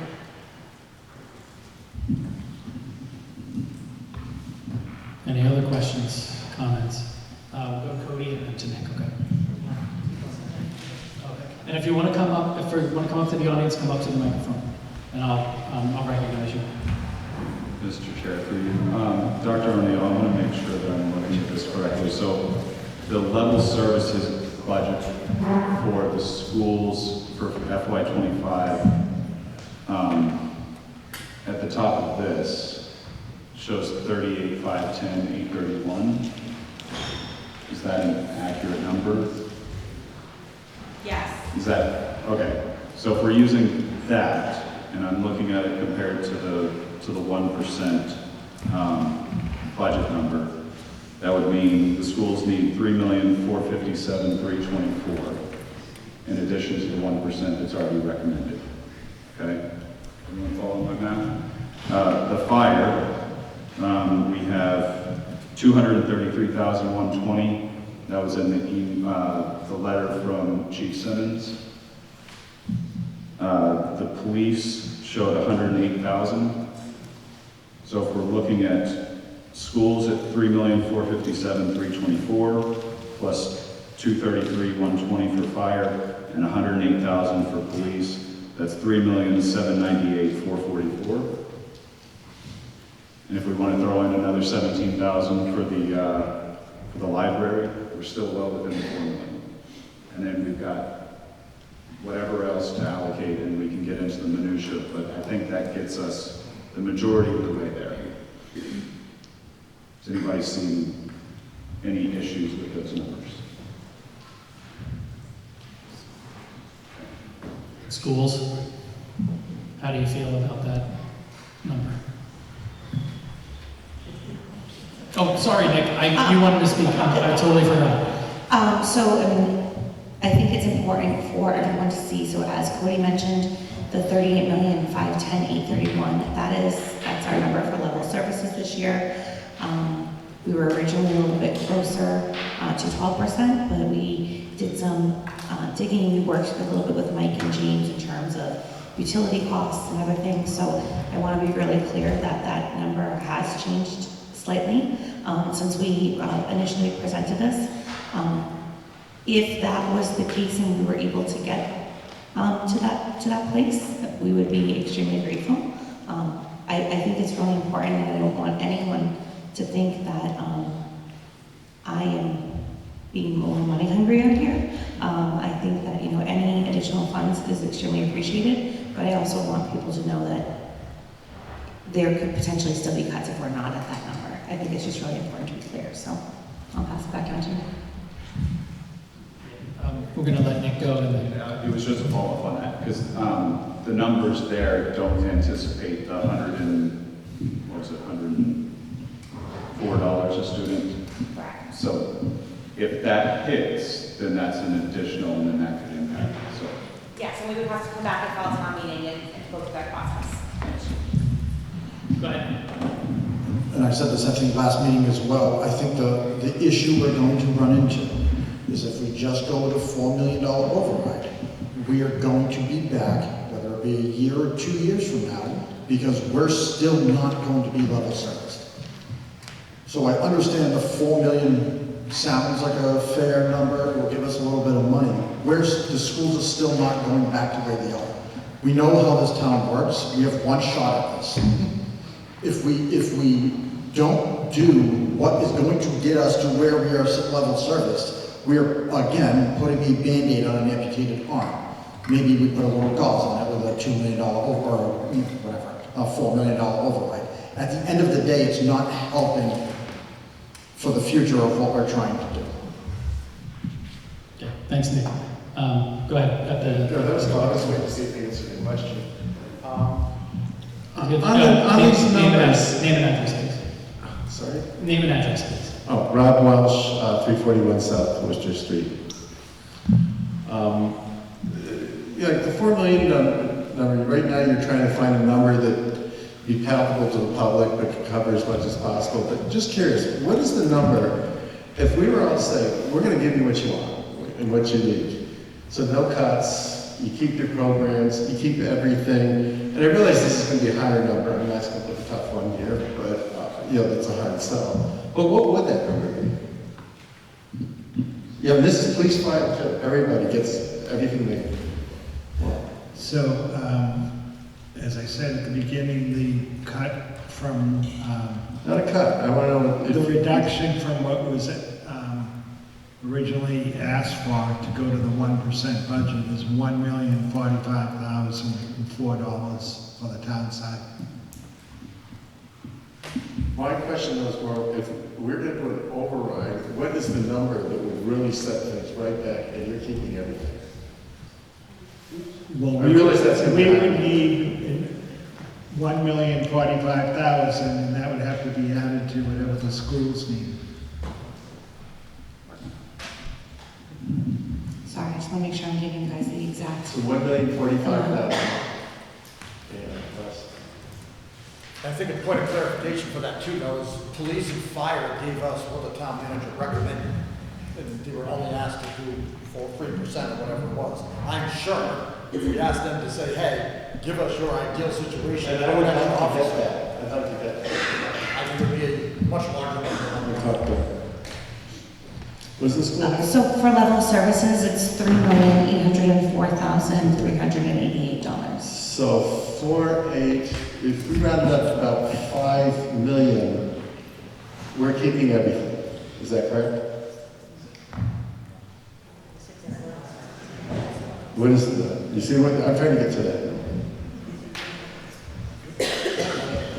On the school end, if we were to get 3.8 million, yes. Level service. That keeps everything this year. This year. Right. But if we're voting for this to be that much more is being pulled from the public every year, and I know that's not a popular notion, but it's the year. That would cover subsequent years too, correct? So, if we vote that this year, that raises our levy limit, but our levy limit only goes up 2.5% on that next year. Why don't you just jump to what I'm after here is, the reason I would entertain the idea of saying, hey, let's just find out everything you guys want and need and give it to you, would be with the idea of also, and you guys have heard me making some comments on this, posting with conditions, and those conditions were about, and I was seeing some of this meeting, it was kind of heartening, forecasting, starting to plan, so we start knowing what's going to hit us before they come. I'll be honest, this thing, a deficit this large seemed to come upon us awful fast. I gotta hope that the impression we got that nobody saw it coming until this year is just false and wrong.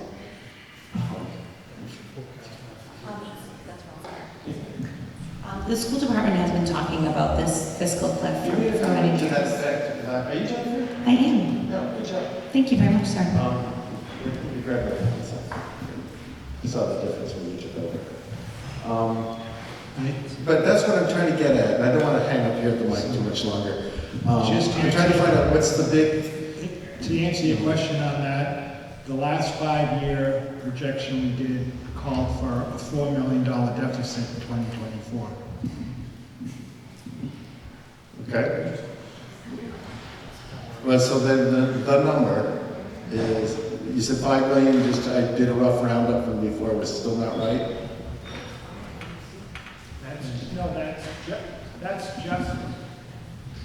That's just for this year. So take 5 million and multiply that by 2.5%. That's the increase next year.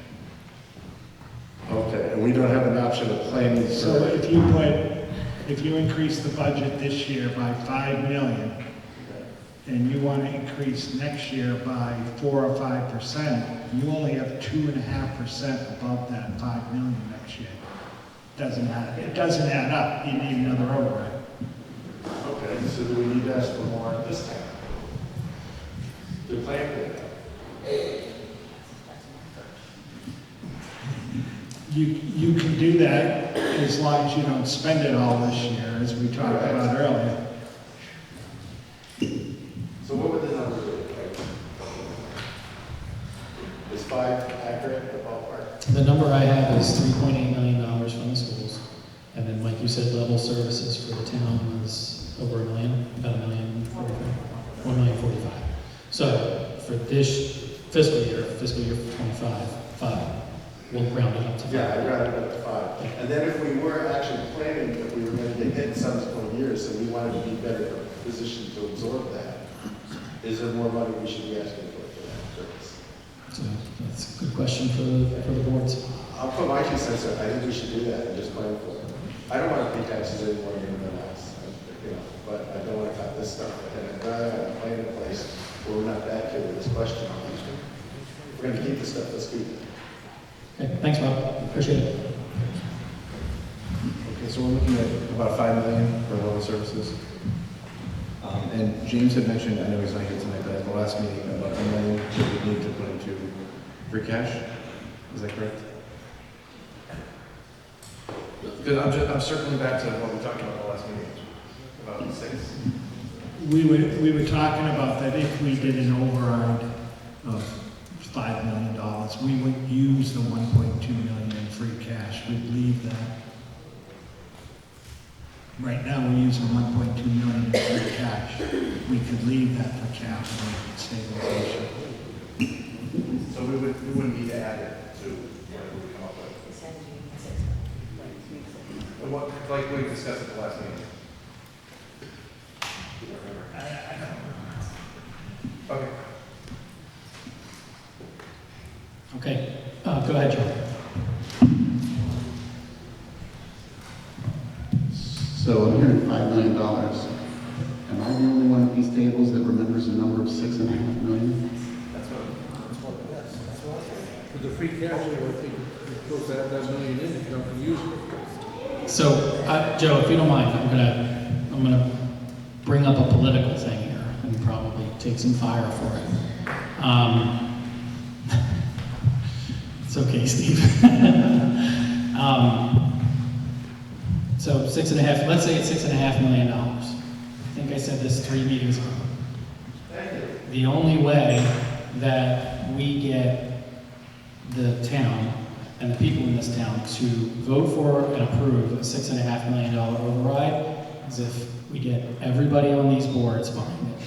Absolutely. I'm not disagreeing with that. I'm trying to answer Rob's question. Yeah. So I just before we go down the road too far of putting out a number of $6.5 million, I think we have to think about who's going to support a $6.5 million. Honestly, I'm actually concerned about the $4 million number that you put out as potentially being too high for people to swallow. That's fair, but 6. All right, microphone, go ahead. I'm sorry, I totally missed you, so go ahead, I'm sorry. I'm Mary Ann Welch. I actually don't live in Norton. I'm not a political person. However, I am a longtime Norton teacher. I'm retiring in June, and I will be on fixed income, like so many people we've talked about. I just have to say that I began my teaching career in Norton in the 80s. I've had some of your kids. I taught for a little while. I was home with my kids for a long time, and I returned to Norton. And so I've spanned over 40-ish years in Norton, and I think the schools are a wonderful place to send everybody. And to your point, your schools are important. These are the kids who are going to take care of us when we're in the hospital, when your car needs to be fixed. They just don't go there for daycare during the day to be cared for. They are our true future. So I think the more that you can do to fund the schools and to contribute to what we need for these kids, everything is more expensive today, everything. And they are our future. So I think I would have sent my kids to Norton schools, I don't live in town, but I would have gladly have sent them, and I think that the staff, the school committee, and teachers, everybody does the most they can with what they have for funding, and I just hope that Norton does what they need to do, not just for the schools, but for the police, the fire. It's just critical for everybody. So I just have to say my piece before I exit permanently from Norton. But I will be following it because I know how hard it is to make all of these decisions. Michael and I grew up together in town, and I remember my mother-in-law, and you'll appreciate this, none of her 3 kids went to public schools. They went to Catholic schools because she was opposed to public education, but that was important. And I remember back 20-something years ago when Holbrook was in the midst of doing an override, and I never thought my in-laws would ever vote for an override. Their kids didn't go to public school. And I remember talking to her, and she said, "Oh, of course Dad and I are voting yes." And I said, "Why?" And she said, "It's just the right thing to do." Simple as that. Simple as that.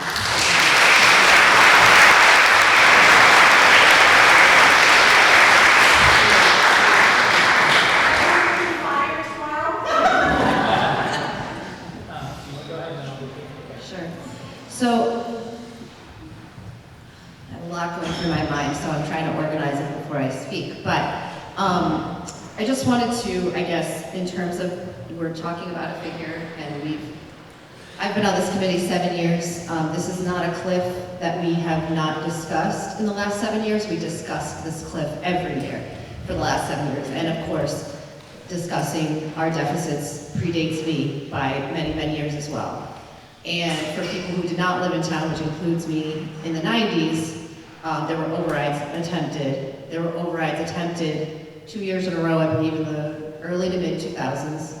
92, 93, and then 2007, 2008, and 2016 and 2017. So you should have let Peter speak first. Thank you, Peter. Thank you. Oh, that's so handy, Lauren. And Mike. I was speaking generally, but now we have the specifics, and that's great, Peter, thank you. I've lived here since 2006. My kids are actually almost through the system, but I don't plan on going anywhere, so I plan to stay here too. And so I look at it as a community issue, and I have always viewed the overrides in the past as a community issue, that it's not just about one department, it's about the entire town. And if people remember back to 2016, the amount that was requested and was put on the town meeting as an article for an override amount was $3.7 million. And it lost by 93 votes at the polls. It passed a town meeting, if I'm remembering correctly, anybody can correct me. And it lost by 93 votes. So we had a pretty good turnout, about 5,500 people. So the year later, it was in April of 2017, we did the same thing, and, or we did an override, I should say. We didn't do the same thing. We did an override that was 2.2 million. So we reduced it by $1.5 million to kind of listen to the townspeople who were saying that 3.7 million was too much. And I felt like, well, if 93 people, we have to swing 94 people to sort of agree with that and see the value in that. And it lost by 764 votes. So while I agree with Mr. Schleicher that 5 million, 6.5 million are the amounts we would need to keep level services and keep pace and not be back here in 2 years or 5 years, I don't think that a $6.5 million override is going to be palatable to the residents of Norton. And so I just don't think it's realistic. Again, you will not find somebody more pro-Norton and pro-community than me. But we get one shot at this, is how I look at it as well. And I look at it like we have to get ourselves somewhere rather than at 1% where we have to cut everywhere. So my 2 cents is that $4 million is reasonable. It adds up to most of the things that are on, or a lot of the things that were on both the schools and the town's lists. It does not correct everything. We look at a 3% increase and we figure that out. We live with it. Because we don't want to live with 0 increase and or a zero amount increase to the budget and, or the levy, and a 1% increase, which cuts everything, or cuts everywhere. Thanks, Bonnie. Yeah, go ahead, Paul. I'm going to speak first as a resident, not as a finance committee member, for just a minute. I just got very emotional seeing Mrs. Welch speak. She was my son's first grade teacher. I do see another one of my children's teachers, Ms. Weber, here tonight as well. So I just want to make a quick statement about not just the schools and our teachers, but also our public safety employees in town. I am a firm believer that you get what you pay for, and I'm a firm believer that we should be, as a community, investing in the people that are going to keep us safe and the people that are going to teach our children. And I've been so lucky so far that my children have had such amazing teachers, and I want that to continue for my children and all of our children, my grandchildren, etc. Okay, that's it. I'm going to get really emotional if I keep going on about that. So I just wanted to speak to what Bonnie was saying, and I agree with her in that I think at this point we either do nothing and keep dealing with the same pains that we're dealing with, or even worse down the road, or we come to a compromise. Asking for $6.5 million to me is not going to work in any stretch of the imagination. So I am in agreement that this $4 million sounds reasonable, and then we, try to go from there. Thank you, Paula. Peter? Peter, before you speak, tomorrow is Peter's birthday. Hi, I'm Peter J. Wiggin, your honorary mayor of Norton, and I love this town, I love this community, and these school people are good at what they do, and they are our future, plus the police and fire departments are our future, and let's move this town forward. This is our one trying to move this town forward, and we steal all of you, so let's move this town forward.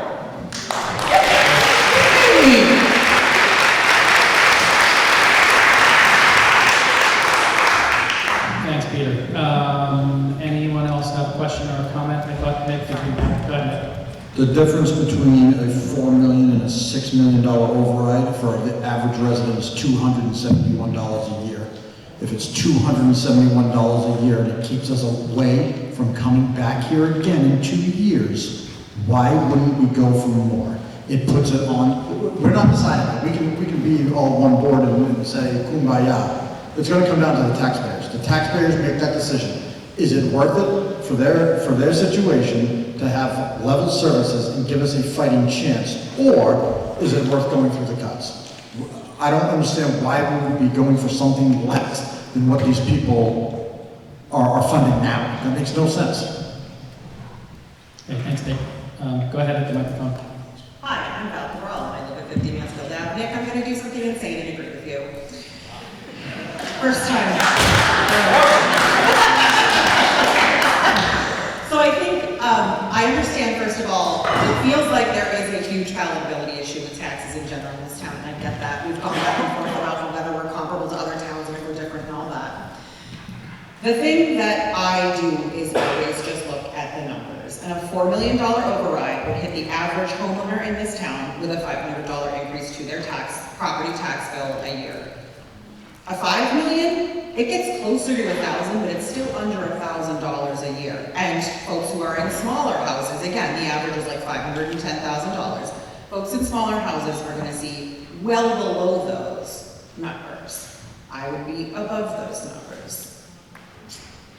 The thing that I want to say that I maybe didn't have enough of the information straight the last time is that we do have, because it always comes up with the fixed incomes, there's the senior tax program for residents over 60. If anyone is watching who would need that kind of help, you can do up to 41 hours per fiscal year, $12 an hour, and you can get a maximum of $500 applied as a credit to your tax bill. So if you aren't already taking advantage of that, if we did have an override, that could help folks who are going to have trouble with that increase. There is also, and I think I spoke about this the last time, I did confirm that the Norton Cares Fund, which was established, as I understand it, by the Select Board during COVID, was founded to help folks with COVID costs, but can help with increasing taxes for folks who are struggling in town in general. And those checks can be mailed to Norton Cares, care of Norton Human Services at 70 East Main Street. So there are ways that if a few $100s a year is really gonna break somebody's budget, I've said this before, I am willing to help personally, but there are also multiple ways in town that those amounts can be helped. And if we're looking at a difference between a $4 million, which is like a $500 increase, and a $5 million, which is a couple $100 more than that, to me, 500 and 700, again, that's the kind of thing where that's within the ability to be helped by the town programs and by other folks in town. And so, to my mind, I think we should shoot higher than a 4 million, because to your point, Bonnie, the 3.7 million didn't pass, and then a 2.2 million didn't pass. So a 4 still might feel too high to people, but there is this feeling that, well, the numbers keep changing, and you were saying 6.5 before, and I feel like 5 is closer, at least, to getting us somewhere that we're not gonna be right back at the table. So I personally would like a little bit of a higher one, and again, just those numbers all sound really big, but when you look at your impact to your tax bill, the difference between a 4 and a 5 is not that different every year. It's only a few $100s. So that to me is why I would say that maybe we would want to do one that was higher. So thank you.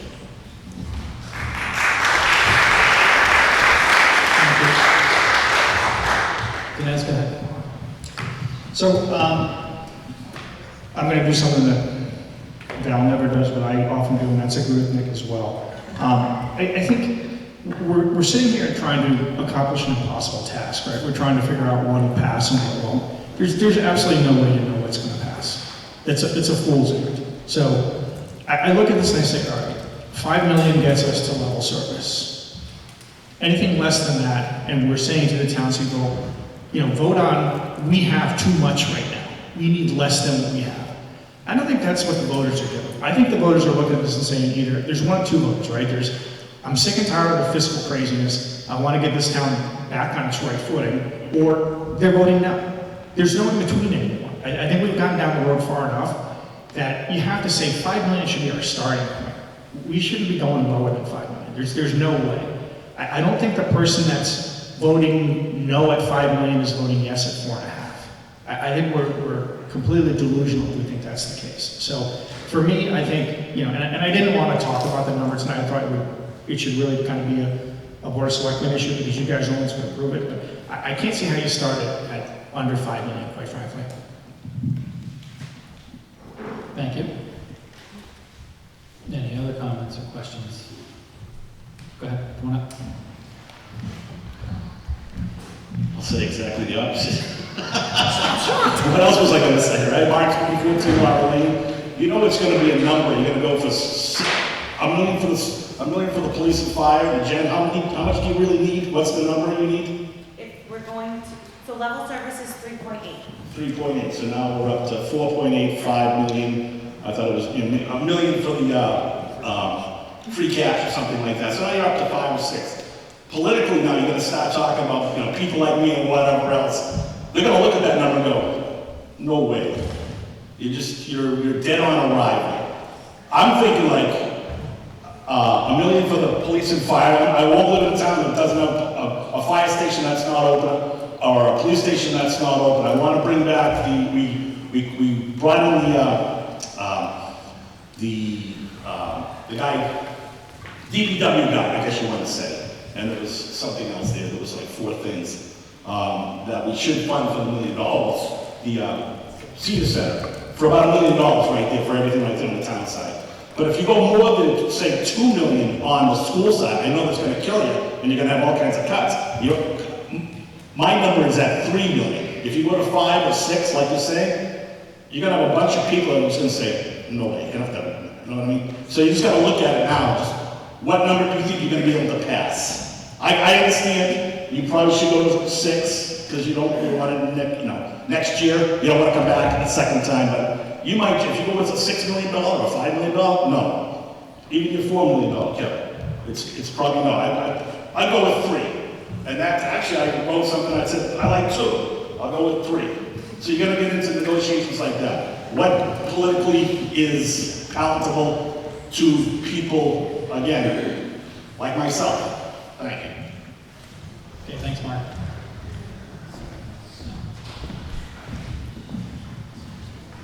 Kevin, can I just respond? Yeah, go ahead, Dinesh, and then we'll take the speaker at the microphone. So, I mean, he's absolutely right? There are people who want this to be kind of skewed one way or the other, and they have a number, they say, I care about police, I care about fire, and I'm not putting words in your mouth, but, you know, I care less so about schools. So if the schools have to take the cuts, you know, so be it. And that's how this is gonna play out. There are gonna be people who vote that way, and there are gonna be people who would vote the other way. And we're kind of tasked with saying, okay, well, what makes us right? What gets this town back on track? And we should be doing that. And the fact that somebody doesn't want to vote for that shouldn't sway us. We don't need 100% of the vote. I mean, I hate to say it, we need 51% of the vote, right? So look at this and say, okay, what gets us on track? Somebody said, what's the right thing to do? Ms. Welch said, what's the right thing to do? The right thing to do is get us back on track. Not to put some stopgap, the Band-Aid on the amputated arms, like we're saying. That doesn't make any sense at all. Thanks, Dinesh.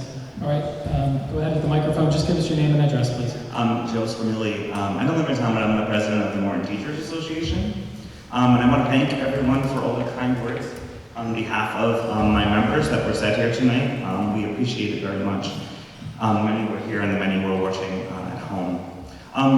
I urge you to consider an override budget that creates a future that we can sustain in the schools. I think about all the things that I heard here today when the presentations were happening. And I think about my own son, doesn't go to school here, and joy.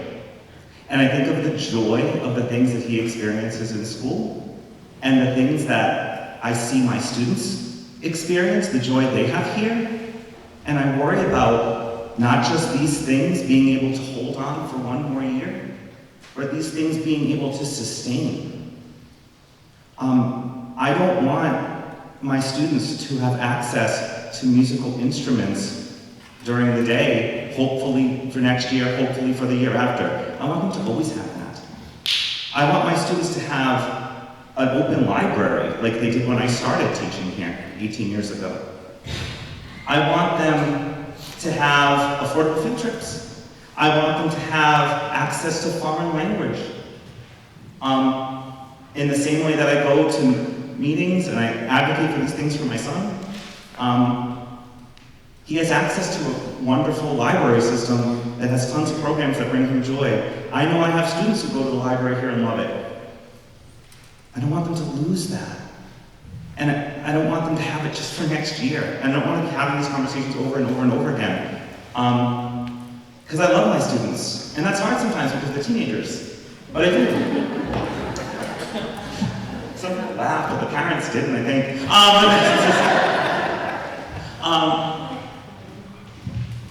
And this is why, we do it. This is why all the people behind me, I'm just sitting in the back and I'm watching them, I'm thinking of Jen and Diane and Kate and the two Amy's I'm sitting next to. These people just work so hard and they bring me so much inspiration every day.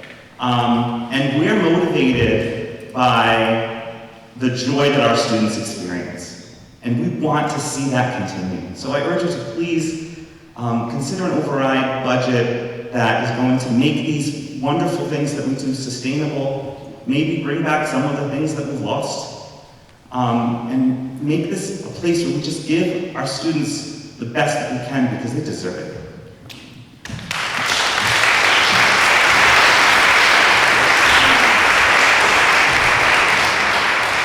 Thanks. Go ahead, Joe. This is a question for town council, actually. So if you mentioned that we can have a 1% budget and then a override budget. Is it feasible to have a 1% budget and a $4 million budget, or override budget, and a $6.5 million, or whatever, $5 million, multiple choice, I guess, and work on it that way? Yes. That was not a very lawyer.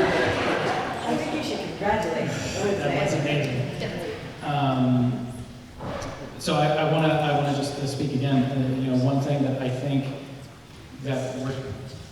is important to recognize is that what we are talking about here is investment in our town, right? So we tend to get focused a little bit on costs and cuts and not focused on what are we doing here. We're investing in the future of the town by, yes, paying extra in our taxes, but what are we getting for that? We're getting a town that has not just good schools, but great schools, or maybe a top 10 school district in the state, or whatever it is. And if that's what our goal is or should be, then we might not get there for 20, 30 years, but at least we're investing now in what might happen in the future. So that's the way that I look at it. Now, to the difference between a $4 million override or a $6.5 million override, Joe kind of stole my thunder, which is we can certainly discuss that as a board, and we can also talk about what to present at town meeting with the finance committee and go that way.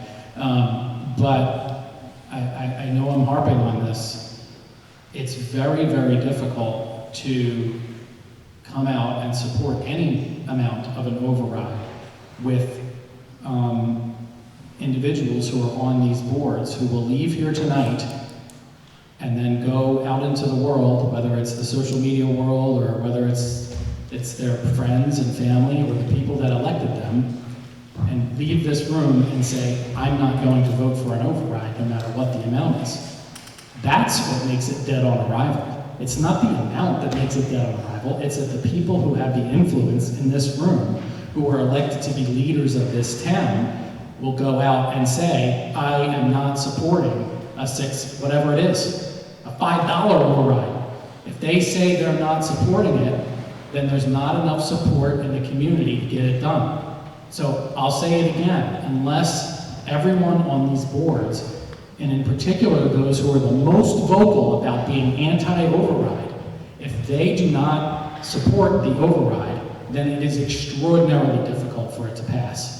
If you think it'll pass at $4 million or $6.5 million without the support of those particular people, and we all know who those particular people are, so let's be honest, okay? So if those people who I respect, okay, and like, and have disagreements with, but if those people go out and tell their friends and family and the people that voted for them that they won't vote for an override, we won't have an override. So that's where I stand on it. I'm happy to vote to throw a $4 million, $6.5 million override, put it on a special election ballot, but it's really hard to do that if I don't know that I have the support of the public and of people who are leaders of this town supporting it as well. So that's my feeling on it.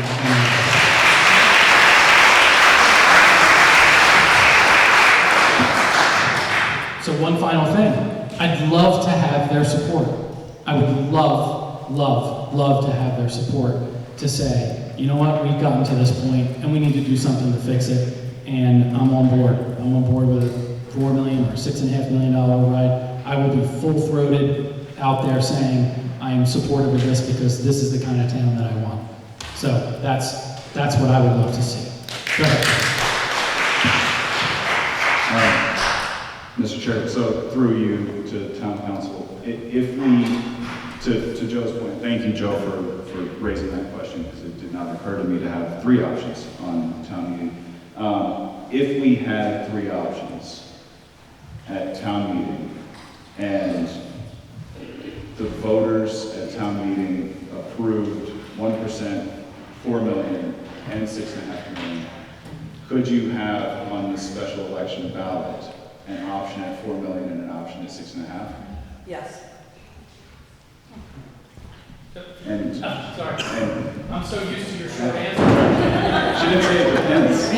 Mr. Chair, I agree. No, I just want to be clear that it's up to the select board. Are you allowed to have a pyramid type override where you have choices? Yes, you are. Are you allowed to have more than one option at town meeting? Yes, you are. It's a complex thing, though, to explain to voters. Oh yeah, you have this option and this one and this one. So again, I do think that the question of what is palatable and how you're going to be able to support that is going to make it. And if I could, town council, just a quick question, isn't that Jack's problem as the monitor? Go ahead. Just to follow up on your point, Kevin, I personally, not just as a finance committee member, but as a citizen and a voter in this town, would like to hear from each of the elected officials where they stand on this, because some of them are asking for more and more and more, and it sounds to me a lot like, let's pad the budget that we're asking for in the override so that it fails miserably. I would like to hear from somebody what exactly their position is. If you are asking for more money, will you be vocally supportive of that override attempt? Yeah. So, I don't ask them for a vote beforehand. It's none of your business. And then the story. Go ahead. so, I'm gonna move in your vote. my question is this. You made a previous comment for $4 million. We've heard from a couple different people on a couple different boards. We've heard from the public. So my question, as we sit here at 9:40, is the select board prepared this evening to give not only the school committee, the finance committee, the voters, a number for what this override looks like for this year? Being that you guys are the ones who hold this power to put this number together, is there a number forthcoming based on these discussions at this point? So I can only speak for myself, I can't speak for the rest of the board members. As of tonight, right now, I would be supportive of putting two budgets on the, three budgets up for discussion at town meeting. One with a 1% increase, one with a $4 million override, and one with a $6.5 million. So I'll give the board the opportunity to speak if they wish. Thank you.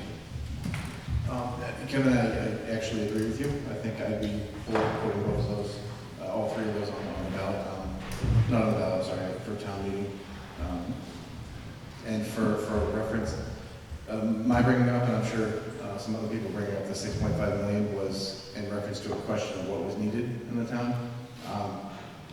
Not playing a political move to pad it and kill it. That's just ridiculous. I would absolutely vote for 1%, 4%.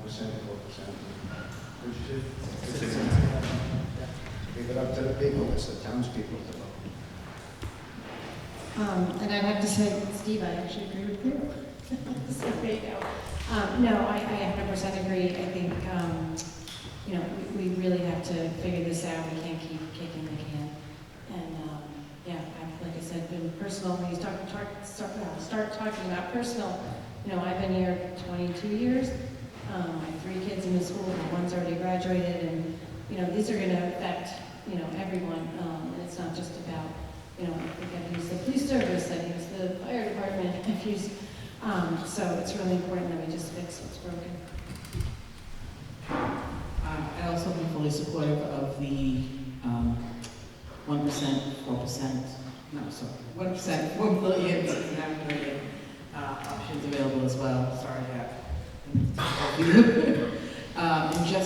I just want to understand for the actual ballot election, if you do multiple options, how does that work? And how does that get worded with the different options? I'm not sure if I understand that.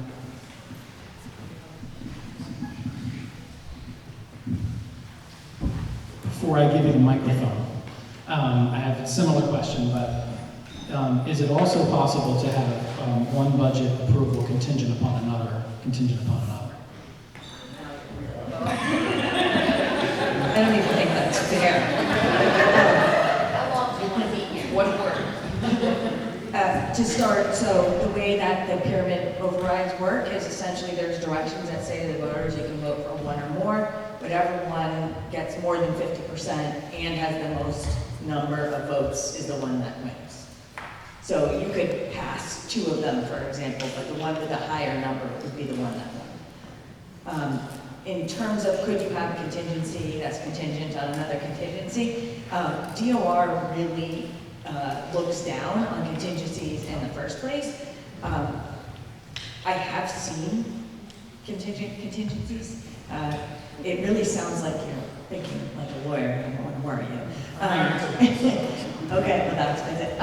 But so that is something that you could do, and there would be a way to talk about it. Again, I think it comes back to how you're going to explain it, and that's the hard part.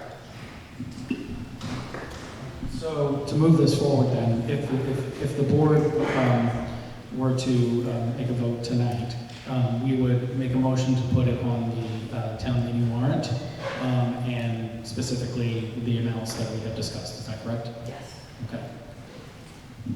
Okay, that being said, I'll move to put the 1% budget, the $4 million override, and a $6.5 million override on the warrant. Second. Okay, hearing a motion and a second, is there any further discussion? Okay, all in favor? Aye. Any opposed? Okay, so it's a unanimous vote from the board for those options on the warrant. Sure. How much is the 1%? Are we talking? I've got a 4 and a 6.5. What's a 1%? How much, what dollar figure are we talking? No override.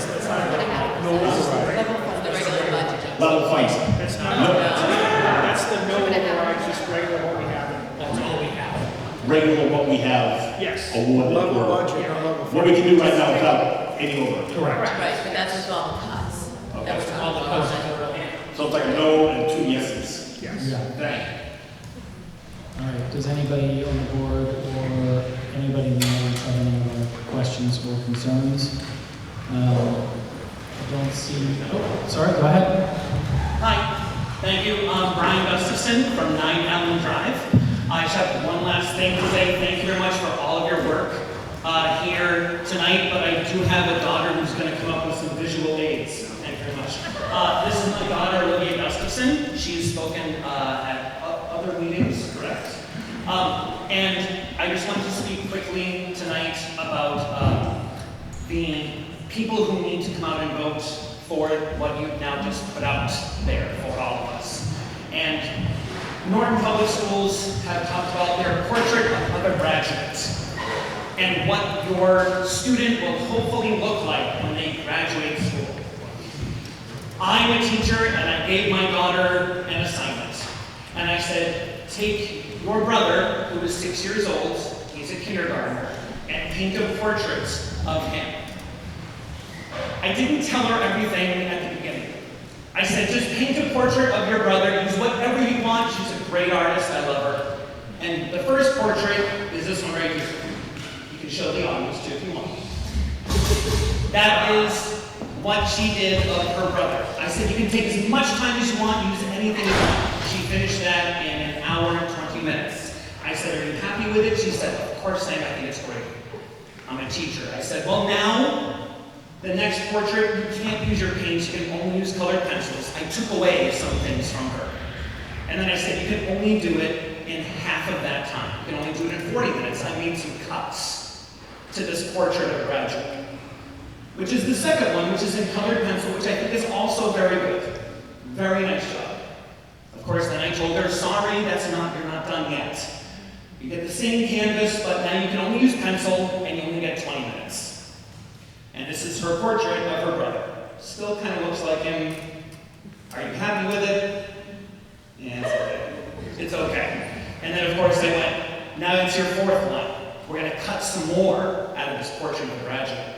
This 6-year-old who's going to hopefully graduate from Norton Public Schools when he's a senior. And I said, you can use pencil. You can't use your dominant hand. Sorry. And you can't use your eraser. And you only have 10 minutes. I made more cuts to her. And this is the one at the end. His eyes are a little wonky. I can maybe tell that it's James, but that's what he looks like. So while I'm talking to everyone here, I'm also talking over here. Hi. If anybody's watching on YouTube later or live right now, I'm talking to the parents of all those elementary school parents, all the preschool parents.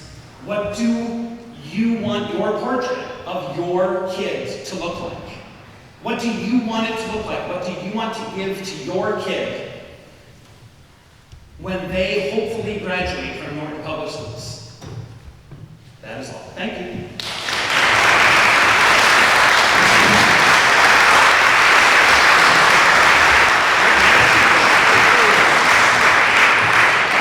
Ralph Stefanelli, 12 James Street. I think the select board should have another vote, and that vote should say a written definition of what you voted on from Copeland and Page, because I think you've broken the law. And it's something to think about. Get it in writing. Thank you, but make a vote. Don't leave here without the vote.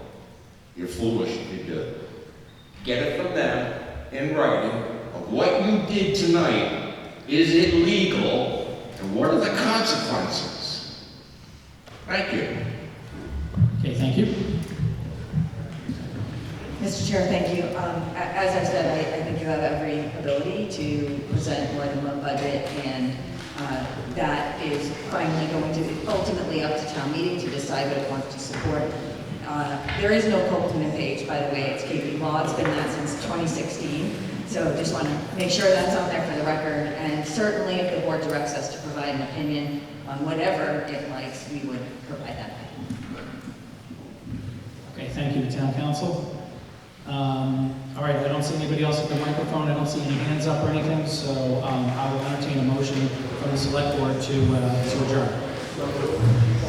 Okay, your motion in a second. All in favor?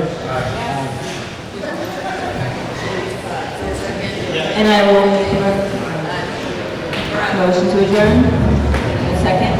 All in favor?